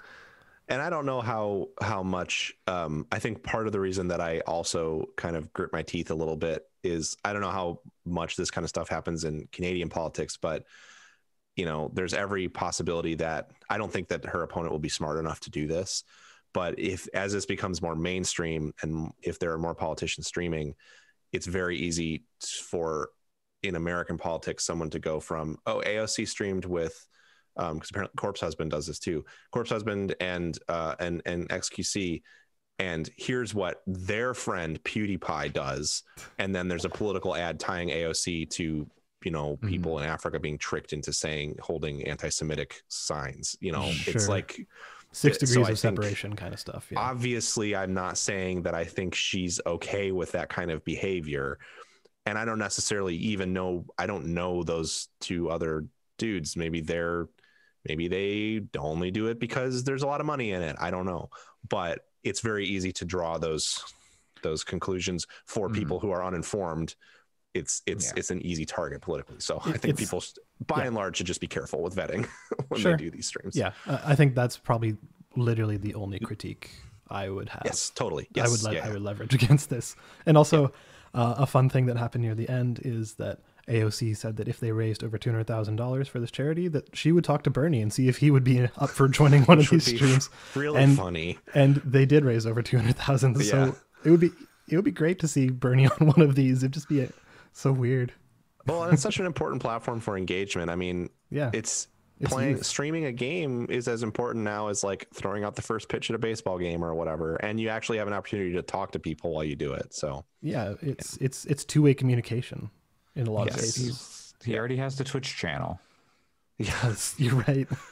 I don't know if it would be possible to explain to Bernie how to play Among Us, but they could play Jackbox.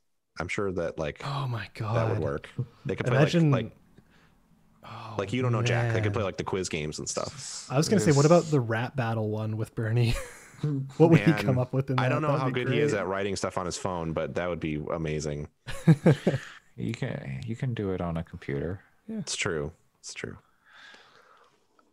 Well, do you think Bernie Sanders uses home row, or is he like a peck and hunt and peck? He uses a typewriter and then he hands that to an assistant. I bet, and then that assistant types it up. I bet he has like very fast hunt and peck, like kind of touch typey kind of like. I bet he knows his way around a keyboard, but also doesn't use home row. All right. He can type. I imagine he's a smart man who has been involved in. That's the thing. He's written a lot of very long legislative documents. So yeah. And according to AOC, he also loves the internet. So that's concerning. I don't want to think about Bernie Sanders on the internet. On the chans. Like, what's Bernie Sanders on Paul? Oh God, what's Bernie Sanders' favorite subreddit? Oh, it's the Donald. Oh God. No, his favorite subreddit is probably a cheese related one, or animals being cute, or bros, or whatever. The best. He just lurks. Am I the asshole? The best. The best clip of Bernie Sanders ever is him talking about his favorite cheeses. That is. I'll have to look that up later. I'll find it for you. Next, we'll put it in the show notes. Next up on our list of news, a new game was announced. Surprise, new games. They still exist. The World Ends With You, a sequel? A new one? it looks like it's ripping off Persona. Like it seems like this game that came out of nowhere. Don't do this, Alex. I can't believe people were having that take. Some people have never seen a video game before, and they sprung out of the womb, and the only video game they've seen is Persona 5. Yeah. When did the first one? It was a DS game, right? Yes. And I think it came out when I was like graduating high school, so there's only 2007, 2008ish. Yes, there's only one, and it is the DS one. They have ported it and like done director's cuts version of it or whatever, but there is only one. Well, okay, there's two The World Ends With You games. One, The World Ends With You. Two, Yeah. Kingdom Hearts Dream Drop Distance. I was about to say. Which actually has ramifications for The World Ends With You in it. That's interesting. Like in a Which lot is of weird because it cases, takes place in a dream, and Yes, does that mean all of yes. The World Ends With You takes place Wasn't- in like a dream? does Was it? And didn't it take some mechanics from Chain of Memories, if I remember right?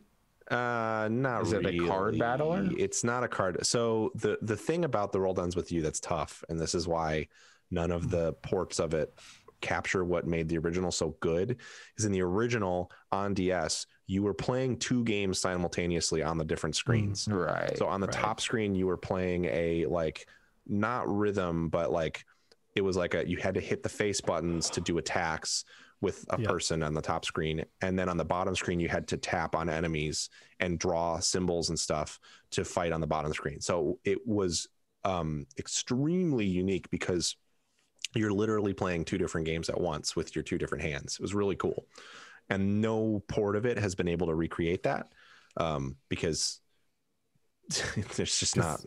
Yeah. Because of, I don't know how the Switch one works. It would be possible that they could split it into two Well, but sections, and maybe there's- they'd do it there. But There's no microphone on the Switch, is there? I don't know. There's also no stylus that comes with the Switch, so Yeah. you kind of needed the stylus for it to work Yeah, 'cause correctly you need on to, DS. Yeah, because you in need to the DS you precisely kind of, tap things. Yeah, precisely tap and also scream at it. Yeah, I think there was audio stuff too that would control things. So yeah. But no, those games or that game ported was really cool. So it's kind of awesome to see it back. And what it's called Neo The World Ends With You, I think. I guess, yeah. Neo, The World Ends I With You. just worry that it's going to lose some of what made it cool, by not having, Yeah, the Kingdom Hearts stuff. by not having that two screen dynamic. I mean, that's why the ports have not been as widely talked about, I think. Well, Well, then you're porting a game and like removing stuff. If you're building Yeah. a game with that in mind, then exactly. you can If you're- do like a yeah. new thing. right, if it's but from the just ground up. Yeah. Yeah, but if it's just a Persona style JRPG, Yeah. I mean, what? Sure. Yeah. It's possible it'll be that, but it's also possible it'll be something super creative. So And I hope it is. Yeah. I'd love to see. Yeah. Yes. I think the art in that game is fucking rad. So even Yeah. if The style. yes, and the music is really cool and stuff. So it's interesting because there's not a ton of games outside of the Shin Megami Tensei oeuvre that that are like Japanese urban fantasy. And Yakuza Like a Dragon. The World Ends With You What was the name is that in a big way. Akiba's Trip. Caligula Effect. That was kind of similar, but it wasn't very Yeah. good. Um, But yeah, no. But for reals, that whole discourse around Persona fans was just the worst. Like they claimed ownership over Shibuya. Basically, they're like, "This is in Shibuya. well. This is." rah." Yeah, it's tough. I don't know. When you have No game ever used Shibuya before Persona 5. Of course not. when you have media that is like that like pulls, I think the thing about a lot of that is there's a lot of Persona 5 fans who aren't even necessarily big fans of like video games as a whole. Yeah. They're just really big fans of that specific game. You Yeah. get this like weird True. effect where it's people kind of talking about a whole medium they don't fully understand. It's like how like I know a lot of my friends who were in art school would groan when people would talk about how like beautiful the Mona Lisa is, when it's like important painting, you don't really know anything about art. Sure. And Or- so I think it can be frustrating from that angle. Yeah, or independent filmmakers who all their friends say Fight Club is the best movie of all time forever. Totally. With, Yeah. like, Yeah. Same kind of thing. Yeah, like yes, it's a good movie, and at the Yeah, time it was yeah. a good movie, but there's a lot more movies. Persona Right. 5, it's a good game. I don't like it very much, but it's a good game. But there's a lot more stuff that you can like. I there's also other think stuff. Persona games in general, and 5 maybe more than even other ones, is the kind of game that you have to approach like, you know, when Allison says I love Persona 5, I feel like I'm kind of like, yeah, okay, cool. I mean, you understand that you're approaching it with a critical eye and understand that there are issues with that game. And so Totally. you know, in the same way that like I'm very excited about Cyberpunk, there's been a lot of transphobic advertising for that game. Like, I'm not going to go in and be like, I love this thing, and that also means, you know, if I say I love this thing, that I'm also not saying I love any transphobic shit in it.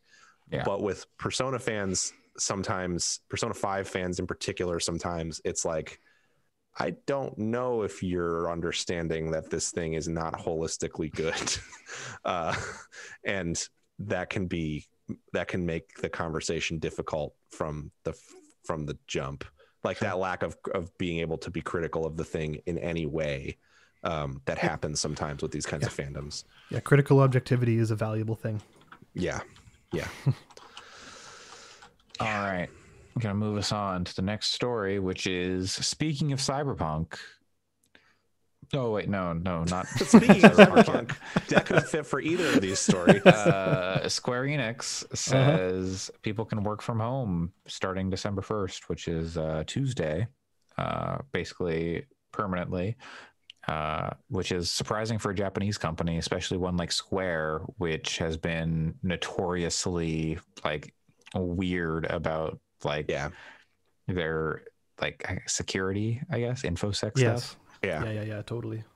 But hey, if people can stay home, like, you know, work from home if they want, that's good, especially because right now in Japan things are getting worse. With the COVID, worse.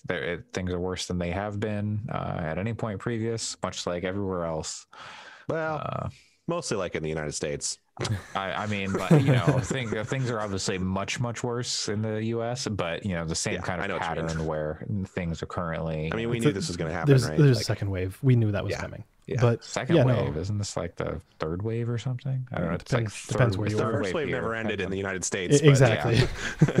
But I think it's about to be real bad in 2 weeks, everybody. Yeah. Oh, in the States, absolutely. But I think it's a positive move. I think the Square Enix thing is a positive move. Yes. And hopefully it sets a precedent for a lot of other, not just game studios, just companies, just workplaces. I think remote working is a net positive thing, period. Like, because there's a lot of reasons why. I will say I saw a really interesting take on this, and it wasn't even necessarily a negative one at the concept, but Anton Hand, developer of Hot Dogs, Horseshoes, and Hand Grenades, was talking about how what this is going to do in the United States is, if Activision can hire someone to do QA from their home in Ohio and pay them Ohio rates, then the job market in the Bay Area, where all of these people have concentrated, is going to basically evaporate. Because if they can pay the market rates for lower income areas, or areas where cost of living is much lower, and they don't have to pay San Francisco salaries, there's no reason for them to continue to pay people in San Francisco to do the job, because living in San Francisco doesn't inherently make you better at the job than someone who lives in Ohio. People are already running into that. Like Facebook is like saying, okay, if you want, you can work from home permanently. And people are like, we're getting out of the Bay Area then. And then Facebook is also saying, well, we're also cutting your salary to, match that cost of living. And I would maybe kind of make a tiny adjustment to your statement there, Pat. You're right that being in San Francisco doesn't mean you're the best at it, but it does tend to attract people in that field there more than other places, much like, in the 70s, 60s, 70s, Nashville attracted lots of musicians because that's where the scene was. And Silicon Valley is still huge for developers. So the standard of developers there tends to be higher. But if we can remove that barrier and we can just make it a global thing, or at least, like a countrywide thing, depending on the business itself, how they want to do it, but whatever. Reasons, Like suddenly the person who lives in the middle of Arkansas who's been programming their entire life but doesn't have the ability to move to San Francisco, maybe they actually get an opportunity to work with, you know, their dream group of people. I think part of it too is the concern that there are a lot of, well, not a lot of, but there's a lot of people who have moved through a handful of like game design degree programs that are not necessarily, you're going to get a much better education if you go to UCLA for like computer science than you're going to get doing Full Sail online. Not even necessarily community college, but I mean, yes to that too, but Full Sail online game dev program. And I think part of the concern, to your point, is it has nothing to do with people. It's more, it all has to do with people's opportunity. It doesn't have to do with their intelligence, but someone who does live in rural Arkansas may have gone through something like a Full Sail program and then currently is working at as a manager in retail or an office job for like a local thing, or, you know, in city government or something. Because there's no opportunities. Right. And now they can get a game design job, but did that education that I'm not making the argument because I'm not that familiar with their programs, but I have heard people say those programs are basically predatory because they don't actually teach you usable skills. Depends on the program, but but is that person going to be able to work at the same level as someone who did have the opportunity to go to a place like UCLA and get a computer science degree? And how will that affect workflow and stuff? And the problem being that, will Activision give a shit anyway, because they can pay that person nothing compared to what they pay people who have that more prestigious education. By the way, this is interesting. This is extremely relevant. If you're interested in these kinds of thoughts and how to get started, listen to the first episode of Coding Fix, where we talk about various ways to break into industries that you might be interested in. So I think it'll be I think Anton's point, and really my point too, is less to make a value judgment about how this is going to affect the industry, and more that it's worth paying attention to if you're interested in how the industry works, because it's going to be a big shakeup, I think, over time. So Andre, do you think this means that Square Enix, like, I think they're based out of Tokyo, right? They have to be. Yeah, I think so. Yeah. Like, does that mean that someone from Hokkaido could now apply and work at Square Enix without ever having to leave, like, Sapporo? Or like, would they? I mean, like, you know, that I'm just curious because, like, I don't really know the work dynamic, like the workplace dynamic in Japan. Like, if that's something that seems... I mean, I work in a school. Of course. I wish I could telecommute, man. If I could do like Zoom classes with my kids, it'd be a fucking nightmare. But it'd be like, you know, just for like, you know, doing however many, like 700 elementary school kids, it's like a week or whatever, is already rough. But I guess I could cut down my class sizes. I don't know, you know, whatever, it doesn't matter. Teaching language over Zoom doesn't seem like a good time. It seems like it would be able to open up things, because it's not super difficult to get from like Sapporo to Tokyo or whatever. You do need to, but there might be issues with like internet in more rural areas. Sure. And so, like, you know, that's going to limit things. But I think the government in Japan is taking steps to like make homework more feasible, telecommuting, because like at the start of Japan is a very paper-based society. It's like, and they have like official seals called honko, which are like stamps. You don't sign things, you use your stamp. Yep.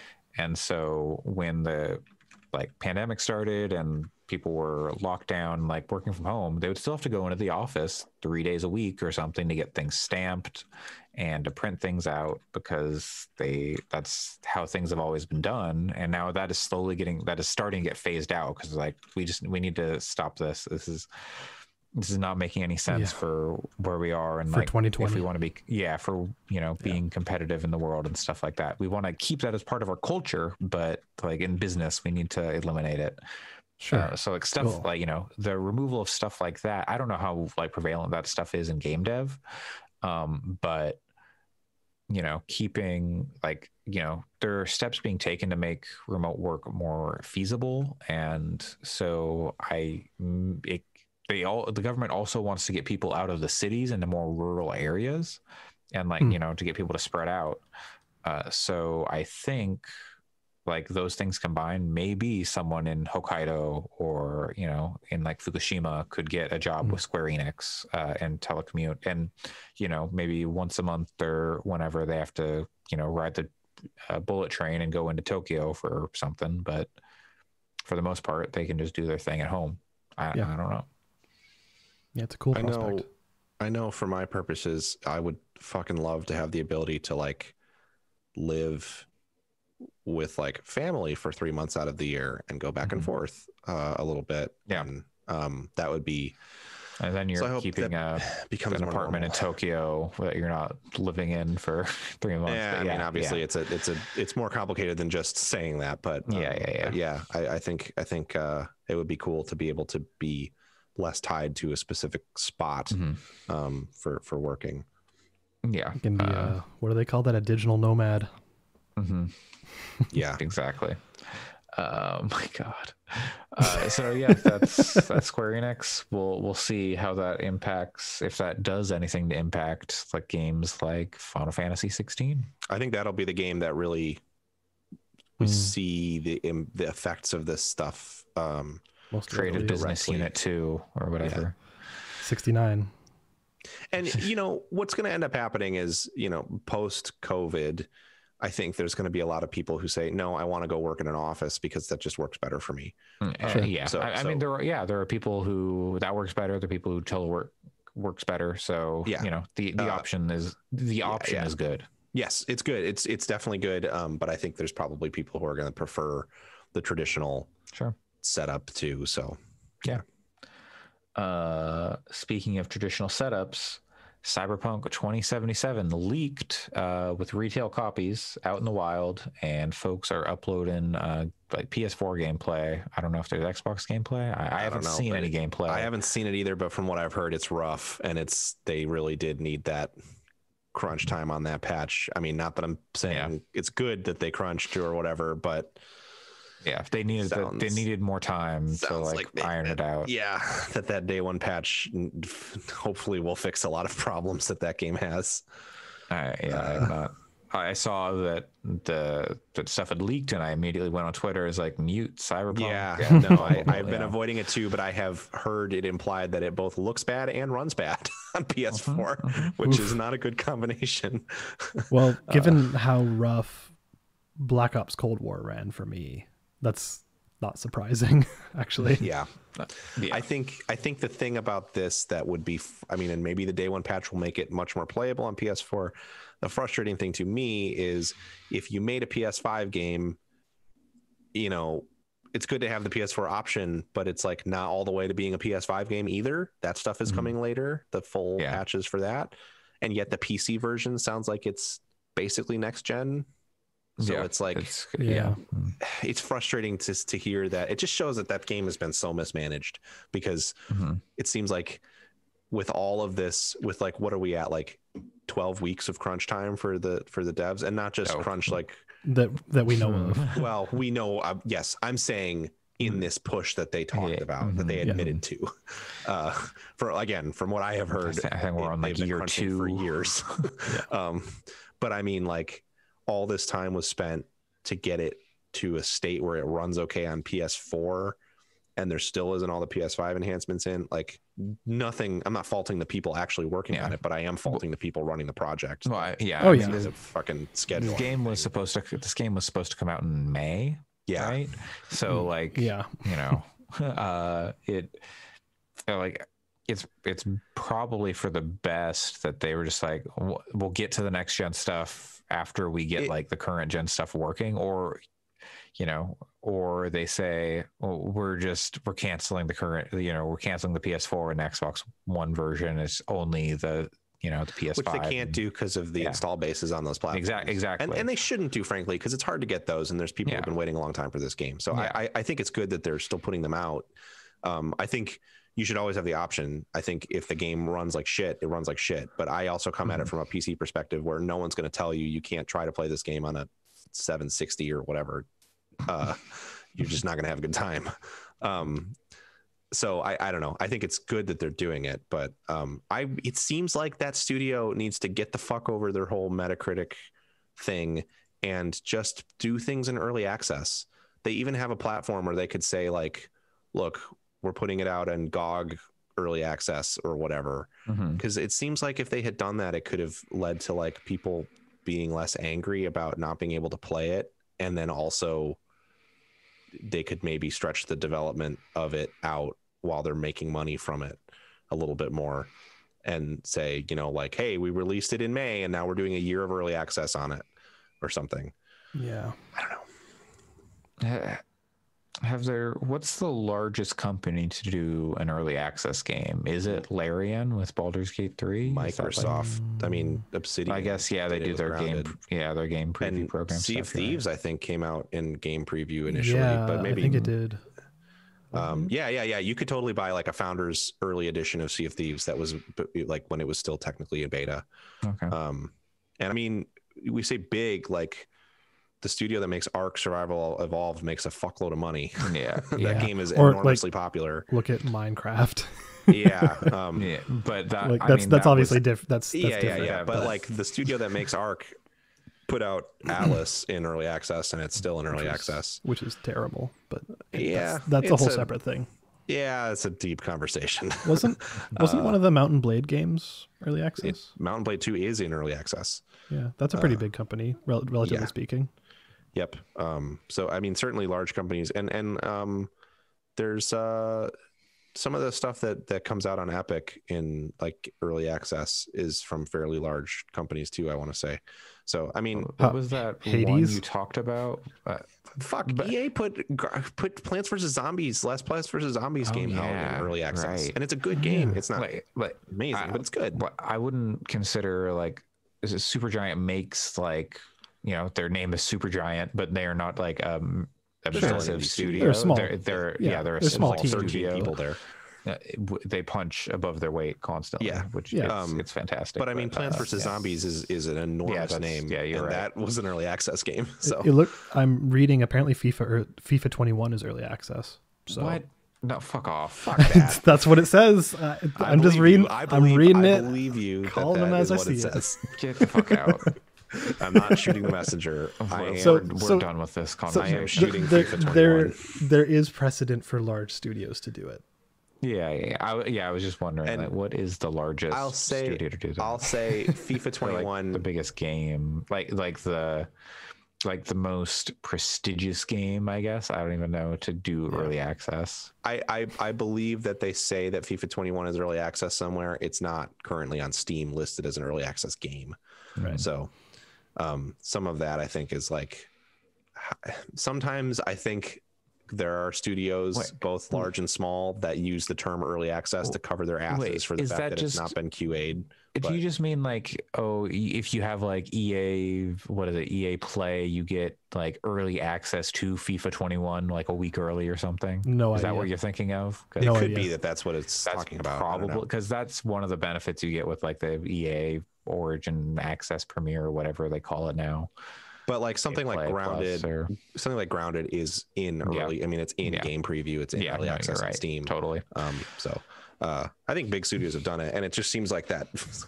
It may not have solved anything, but it just seems like that is Yeah. better for a It's studio like for like them. loot. I saw someone talking like loot games, like Avengers could have very much benefited, like those types of games could very much benefit from like an early access thing, so people can figure out what works about this game and the loop and what doesn't. And you know, you can say, hey, we're gonna wipe all this before like, you know, 1.0 or whatever, but like we're gonna figure this out together. We're gonna find a good loop and make it work, because that's basically the problem with a lot of these games is like the loop isn't great, and you have like a content dearth problem too, where they're just, you know, people burn through what there is so fast. But and early access won't solve that, but it could solve a lot of the like early growing pains of these games. Did you talk about that one news story that we have on our list about Avengers? Because it Not could yet. I mean, help we to could solve talk that very problem. I mean, we can just briefly say, like, they have not recouped development costs of the Avengers game. Yeah. And if you have a game, if that game had come out in early access, then it would have created a bunch of people that bought it who are early adopters and who really want to play it. And then when it hit 1.0, then it could have been a better game and ushered in a big new wave of players. So, and that would have massively helped the word of mouth. I totally. think. Yeah. Yes. Because the first time people played that game, they were like, this is okay, but it's kind of broken and it's kind of shitty, but parts of it are cool, but maybe if they fixed it would be okay. But so that like turns so many people off. They're like, I'm not gonna buy that. Yeah. And I mean, $60. the problems with that game are in its end game. If like upon finishing the campaign, I was like, yeah, this is going to sneak in at like 8 or 9 on my game of the year list. This is pretty good. And then I started playing more of the service game stuff. And now it probably would be listed as my most disappointed game, the game I'm most disappointed about this year, because the end game is so bad. Which is funny because it's my like, oh, I was pleasantly surprised by this, even though like I also think it's bad, but it's much better than I thought it would be. Yeah, I mean the campaign and stuff for sure. Well, it is simultaneously exactly what I thought it would be and better than I thought it would be. Yeah, like the campaign for sure for me, and then I got to the service game part, and it's like the choices that they made, not just like it has technical problems. The design decisions that were made in how to keep you playing and on a treadmill are so terrible. It actually took away from my feelings about the game as a whole, and I can't like celebrate the campaign anymore because I know how bad the stuff bolted onto the end of it is. They should have just made a Miss Marvel game. I think they should have and could have done a lot of things. Yes. Speaking of things you could have done, you could have bought an Xbox Series S and used it to emulate like a PS2 or something. I don't know. A lot of stuff. As a Virtual Boy. Don't know about Virtual Boy. Maybe. You need an Oculus Quest 2 for that. Vectrex.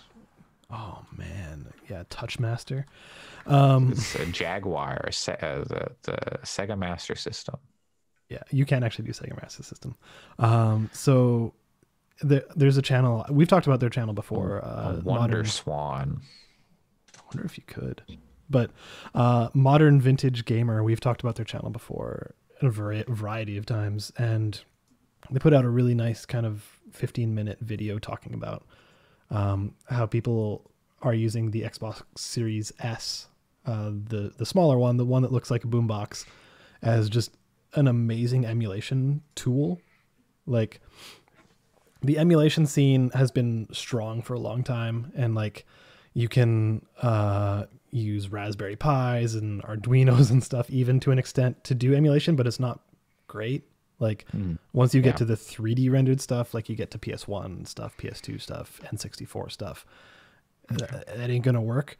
But the Series S costs about as much as like an NVIDIA Shield, which was like the previous standard setter, like a little bit more, $50 more, I guess. And it can emulate pretty much anything with really strong fidelity. And it's pretty crazy actually.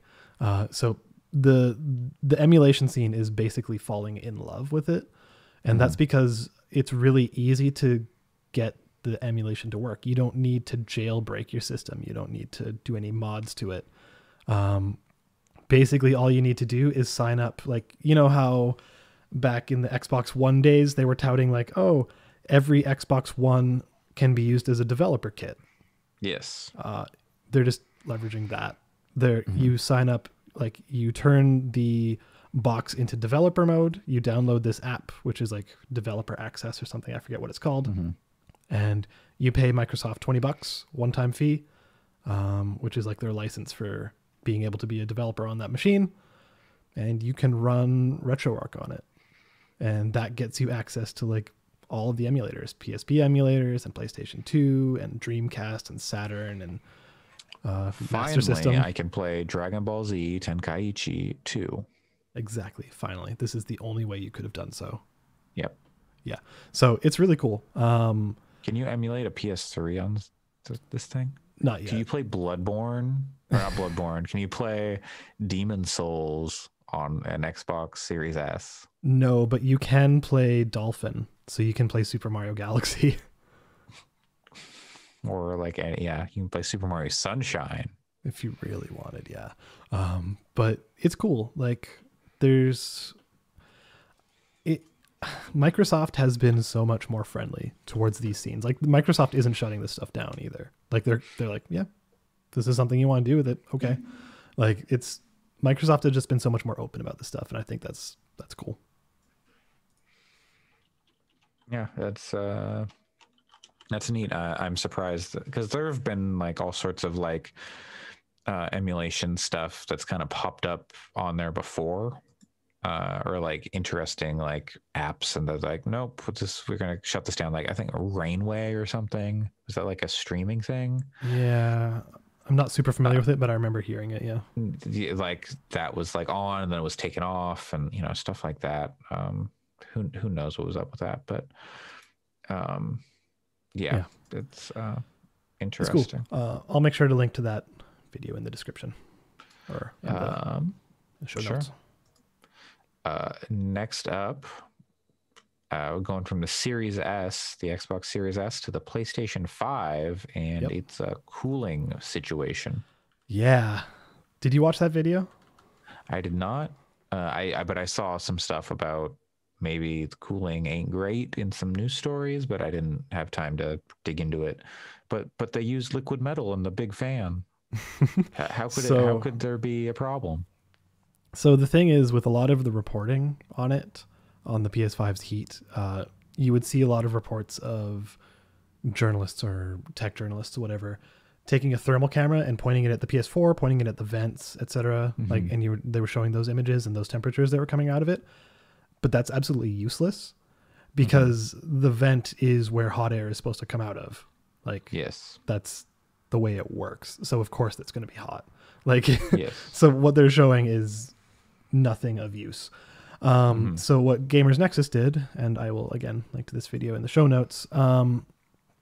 They actually pulled the PS5 completely apart, threw in some thermal monitors across multiple components, and then ran it through a series of stress tests, like going into Astro's Playroom and going to some spots that had like lots of effects going on, like the part that has like a bunch of like particle effects and cloud effects and like a bunch of NPCs on screen, just to get everything kicked up into overdrive and like trying to get everything working as hard as it could.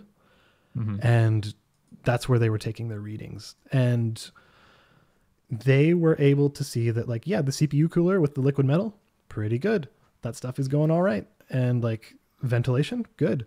But the thing they found is that the memory in specific was doing a really, really, really, really bad job at cooling. And in fact, they were worried that it was actually going to start like melting parts of the case. And like, it seems like it could be an issue, especially because there's no thermal pads on it. There's nothing to really provide cooling for it unless you take the wings off. They said if they left the wings of the PS5 off, it was a little better, like marginally better, but they were actually doing more harm specifically for the memory than anything else. So they're worried that like the memory might end up being a failure point in the next few years. Interesting. Yeah, it's a good watch. It's a pretty technical watch. Like, they get deep into the actual, like, much like Gamers Nexus does, they get deep into graphs and like data and all that kind of stuff, which if you're interested in it, it is cool. You can just skip kind of to the conclusion if you want, but yeah, it makes you think. I wonder if we're going to run into a red ring situation with the PS5 in like a year or two. Yeah, that's these consoles have not been without their problems. The PS4, the PS3 also had issues. The Xbox 360 famously. Did the Xbox One have any issues? I don't even remember, honestly. It was just kind of a piece of junk. Well, at launch, yeah, but like, did it ever have like hardware issues? Not that I know of. Yeah, because like you had like the yellow light. Nobody owned them, so like nobody knows. Yeah, they're just a myth. Yeah, like you did have like the yellow light of death and stuff for PlayStation, but I don't really remember anything terrible about the Xbox One. if you listener have, send a message to us at Fix Podcasts on Twitter, because I can't remember. Or gaming at fix.space. Yeah. Dun, dun, dun, dun. Also, by Okay. the way, we've lost Pat. We don't know where he went. Yeah, he's gone, probably with the disappeared. dog. Probably. But that's okay.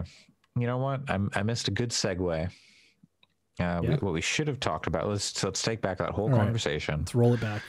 Yep. So what was wrong? Well, Was anything wrong with the Xbox One? I don't even remember. No, not that. No, I mean, So this leave whole leave the wings off. Yeah. No, we gotta go all the way back to emulation. So RetroArch. RetroArch. What if you could put RetroArch on a handheld device that only played Super Mario Brothers? But it was like a Game and Watch. But then instead of you just like, if you could put like another game on like any sort of like weird like little tech thing, what game would you put on there? Ridge Racer. A giant enemy crab. Ridge Racer. Pat has returned. No, Pat, you missed all the technical talk. It was fun.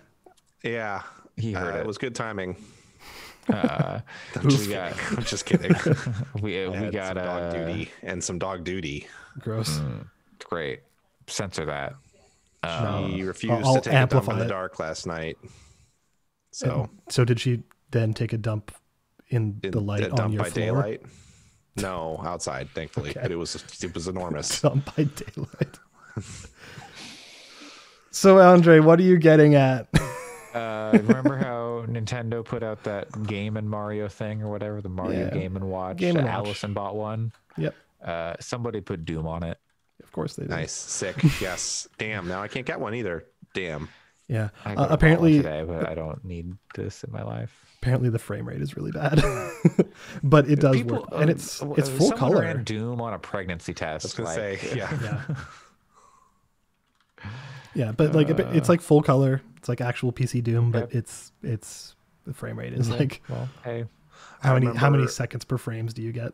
I remember my first experience with getting things to run on things they aren't supposed to run on was getting Doom to play on the PlayStation Portable. And it was like, holy shit. And I was basically like, I bet I could play any game on the PlayStation Portable.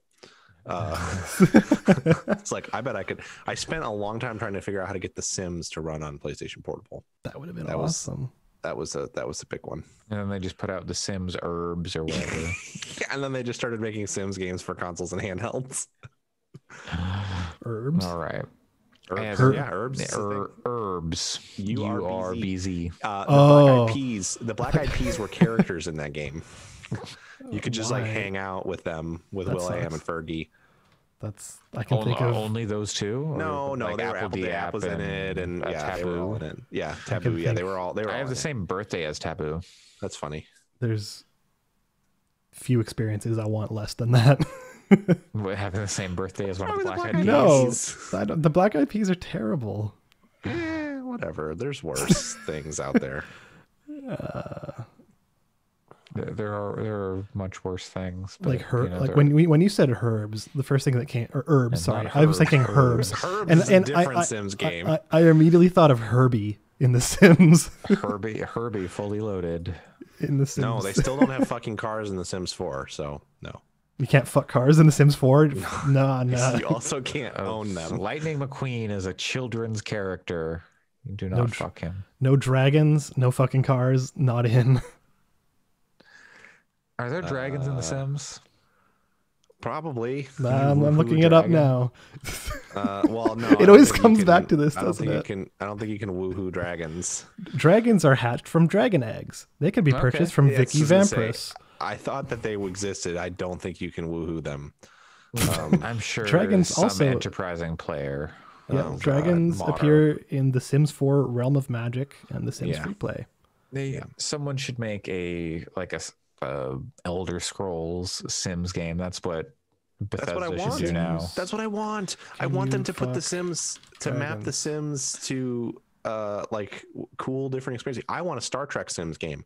I don't want like Oh no. I don't care about like flying the ships around. I want to manage the lives of the crew while they're on a Star Trek vessel. I have All made right. a bad search. Yeah, I heard you say that, and I kind of kept talking over it because I didn't want. You're you have to just burn that computer now. You can't, and your Google account. You have to. The FBI is going to be after this computer. Yeah, you're not even in the United States, but the FBI is coming for you. Well, it's Yeah. international, so it's the CIA, and Yeah, true. Yeah, Our condolences to the Canadian government. I do like this one though, just the title of "I need DM advice" from the DND subreddit of their entire crew wants to fuck one dragon. Anyways, like independently. Red Dead Online is going to become a standalone product on December 1st for like $5. It's well, it's, $5 to start. Oh, Yeah, well, free yeah. to start. Red Dead Online will be the definition of $5 to start or Yeah. blank to start. Because No, I think they said they're going to raise the price to $20 or $15 or $20 later. It's like the introductory more process. sense. Yeah, Because I heard that it was going to cost $20, and then I was playing Call of Duty with friends last night, and one of them was like, "No, it's going to be $5." it's going to be And I didn't wanna $5 get for into an like argument. a but few months or something like got that. it. Don't pay money. Red Dead 2 is really cool, and if you're patient, it's a great game. I don't think it's worth paying money for Red Dead Online. It That sounds like it's kind of bad. It is bad. It is. It's not good. Like So, it's just like- it's got not enough content, and the stuff they have put in has been like really weird and And kind it of costs money. exploitative. It sounds you like have to pay so much money to keep playing it. yeah. Like, because you have to, in order to unlock like the interesting content that's there, you have to pay these gold bars, which cost money to get. Mhm. So it's like you have to pay like $15 to get like a 3-hour long story thing. It's Yeah. which it was just introduced as additional content for it, whatever. But it's scummy the way they. It's kind of the Do you- only thing there is now. Yeah. Do you think they broke it out because it was just failing? And they just wanted to get something in front of people that they could actually like maybe be tempted by. It's like, oh, this is $5. Wow, why not? I think, well, I don't know. Red Dead sold really well. I don't, obviously, it hasn't been out as long as GTA 5, but I imagine like GTA just holds like a much like higher like popularity. So if they can break out, like say, oh, it's, it's $5 or, it's cheap to start, they can start to pull more people towards that new thing. So they don't have to keep making it. I don't know. The I thing don't know, about it though. is, I don't know. I know Red Dead 2 sold really well. I assume it made money, but also that game was in development for like 7 years. Yeah. So Yeah. it's possible that But- it was not as big of a financial success as Take-Two wanted, even given the success that it had. Yeah. 2, they're not selling you the single player by itself. You can No. upgrade from this online version to get the single player. It seems like they should break the single player out because that's the good part of the game. But then on top of that, I feel like they are approaching this the wrong way. I think you're right, Alex, that they're just saying like, hey, just come play the online to try to build the player base. But they're trying to do that before they work on the game and get the content where it needs to be, which to me is backwards. So it seems like they should work with the player base that they have to make something. I mean, the Red Dead subreddit, again, I don't use Reddit a lot, but I have a friend who wishes Red Dead Online was better. They're not like delusional about thinking it's in a good place, but they've played a lot of it and they wish that it was better. And so they like talk about how that subreddit is basically like a parody of itself at this point because there's nothing to talk about because they never fucking add anything. And so the subreddit is just people like posting like, what do you think it's going to be this week? And it's always just devolves into memes and jokes because they never do it. They don't listen to the community at all. They put things, they'll put like an hour of content in every 3 months. So like, and they'll also break the game and like make it so Yes. guns don't work or something at the same time. like also it's really easy to exploit in that game. So you can just like ruin a whole lobby's time. And you can do that in GTA Online as well, but because GTA Online has engaging stuff to do, Yeah. it's worth putting up with. Which with Red Dead Online, it's like, what's the point? I remember I started playing Red Dead Online and I was like, this is cool. I made a character. This world is so enriching.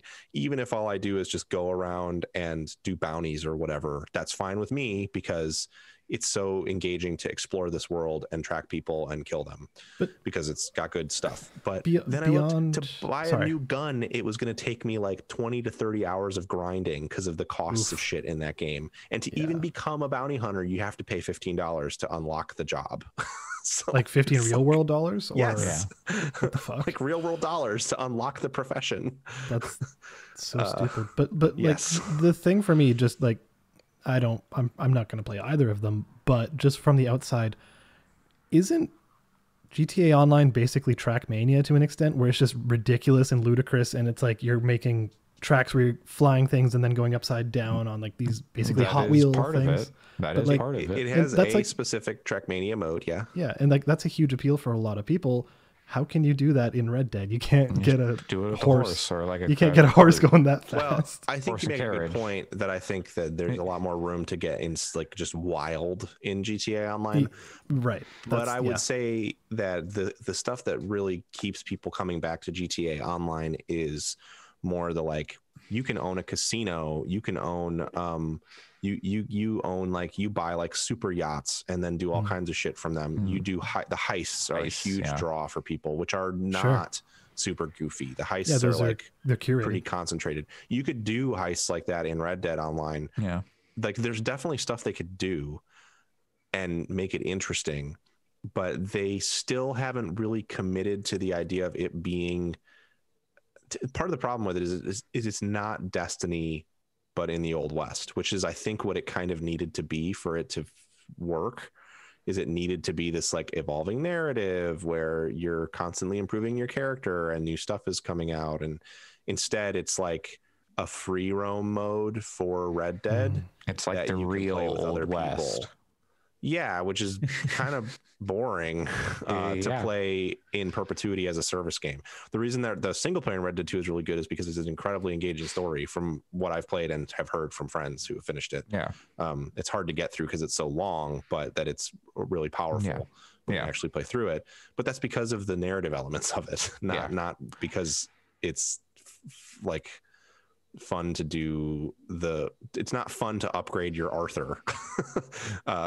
It's man, imagine if you could strap rockets to the back of that horse and just fucking fly to the moon with it.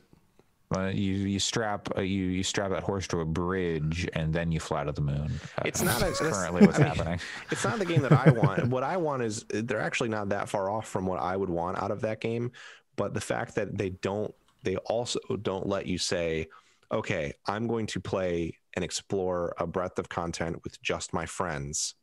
You can't do that either.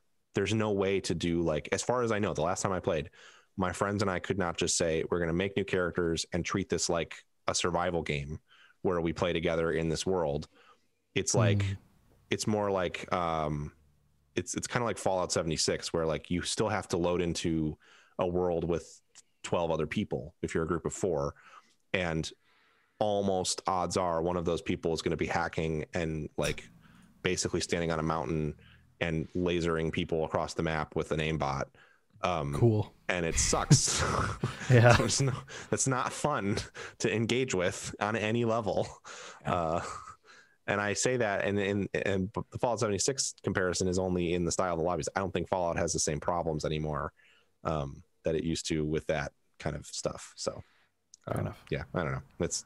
Don't buy Red Dead Online. No, probably not. It's probably wait for it to become fully free. It'll become fully free in a year, I bet.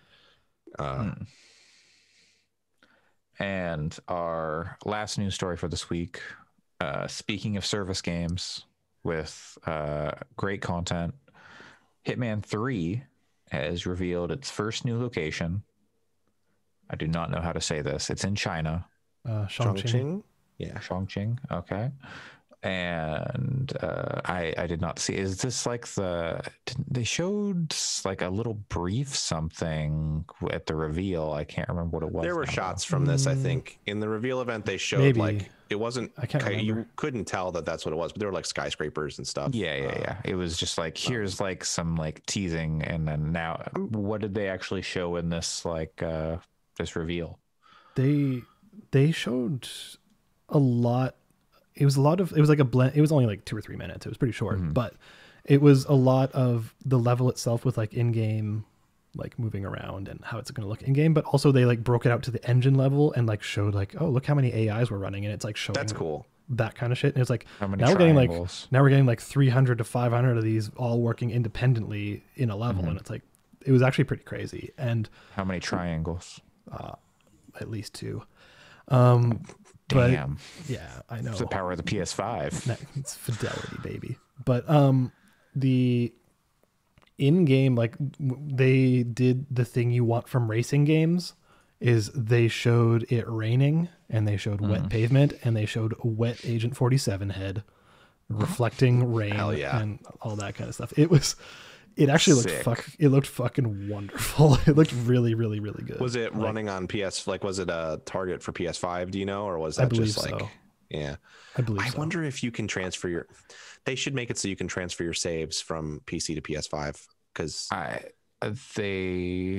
God, I can't. I wonder what that VR mode is going to be. Oh man, yeah. I think I'm still gonna play it on PC, but I don't want to buy it on Epic. But I also don't want to wait a year. Is it? So Wait, it's Epic it's an exclusive. Epic thing. What? Yep, What the yep, fuck? yep. Can I bring my Steam? Yes, you Okay. can bring your Steam save over. You Okay. log into your account, your World of Assassination Oh, like, account, or okay. whatever Okay. that already exists. Mhm. I will say this isn't specific to the Chongqing thing, but IO with Hitman has, to me, I said like in one way, Assassin's Creed nails what I want from service games, but IO has done it in a way that actually is like also a live thing where it's so fucking cool that they just put out a new shell and then they back improve all the old Oh content. yeah, totally. But you can still focus on leveling up the missions from the first game in the Hitman. I assume in the Hitman 3 shell, you can do it in the Hitman 2, and they seem I to think so. indicate that Hitman 3 is going to be They- the same thing. Yeah, They talked about that, yeah. they update all That's the so shit. cool. and- That Which is is like awesome. it's awesome. It's how these kinds of yearly games should work in my or not yearly, obviously, but like these kinds of like iterative franchises should work in my opinion. Yeah, like my it's so only cool. my only critique of Hitman 2 is that I kind of preferred the Hitman 1 style of like releasing a new level every month or two, because Yeah. that felt more like you're coming back to it and getting more experiences. That's like you're spending more time focusing on an individual level because yeah. you know you're playing the content that's there, and I actually preferred that, but that's the content in Hitman 2 was still really strong. So And you can Yeah. kind of do it that way if you want. I know I spent like 6 hours on that first safe house level where I totally. just tried to do every single objective there. And then eventually I broke down and just played the rest of the game through. But if you Yeah. have the willpower, you can do it. But I see what you're saying. It does kind of force you into that. yeah, restrictions can be a good thing. Speaking of IO, Oh. James Bond? Oh yeah, we talked about that last week. That was talked about that last briefly week. last week. Yeah. What is time? I don't know. I wasn't here. I Okay. mean, they remain was last week, okay. the studio to do it. And I think what the new piece of conversation I heard around that was interesting was they talked about it a little bit on Waypoint. And I think they smartly pointed out, Rob smartly pointed out that like IO is a perfect studio to sell to the James Bond people that they're making a really reverent, serious entry. And then also you can like throw your shoe, and they just don't show that in the trailers and stuff. Who 'Cause, throws a shoe? Honestly.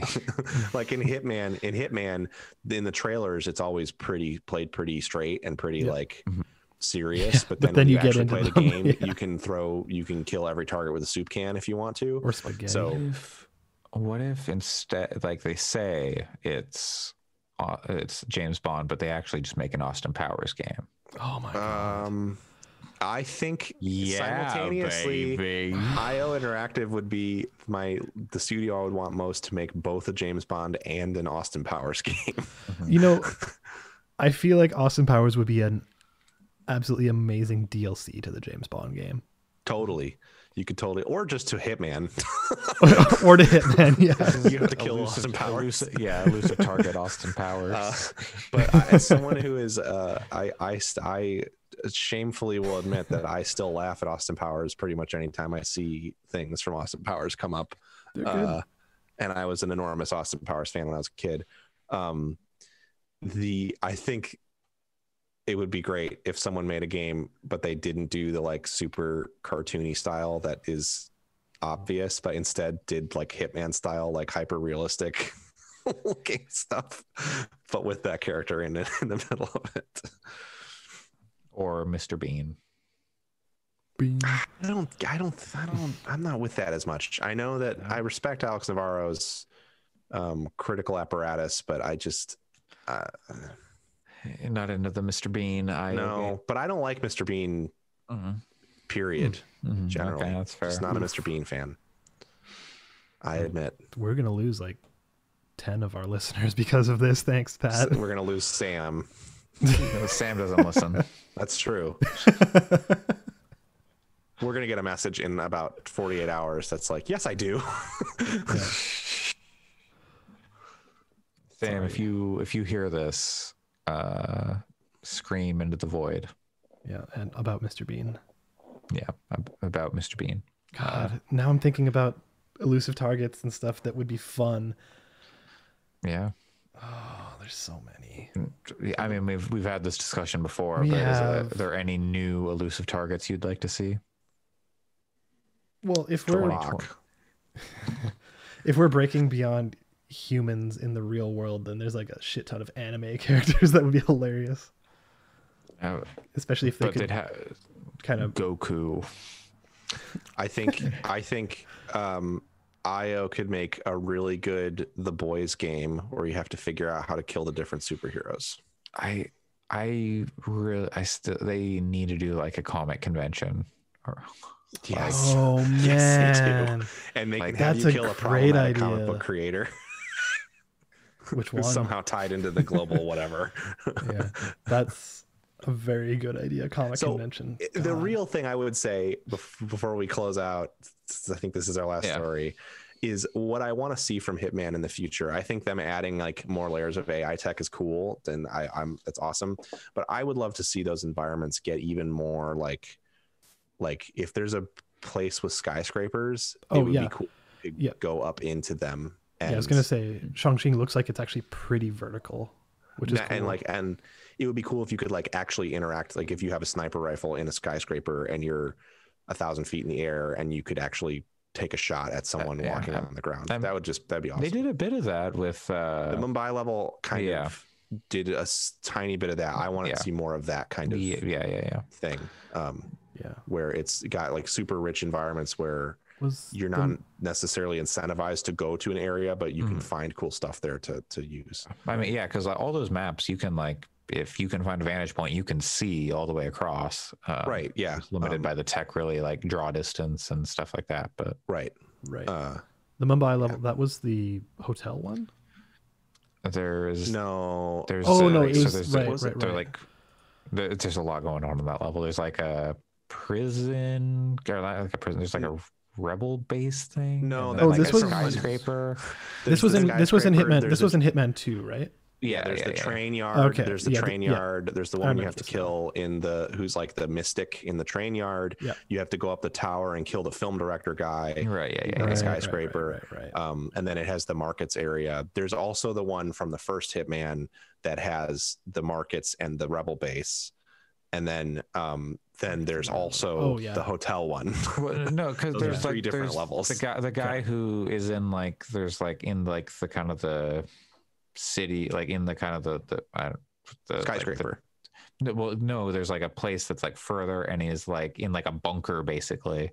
That's in that level. That's not the level with the skyscraper and the film director. Those are different levels, isn't it? Yeah, no, no, because there's I don't think so, because in that level there's a guy who you don't know what he looks like, and you have to investigate him to figure out who he is to kill him. And then there's the train yard lady, and then there's the skyscraper guy.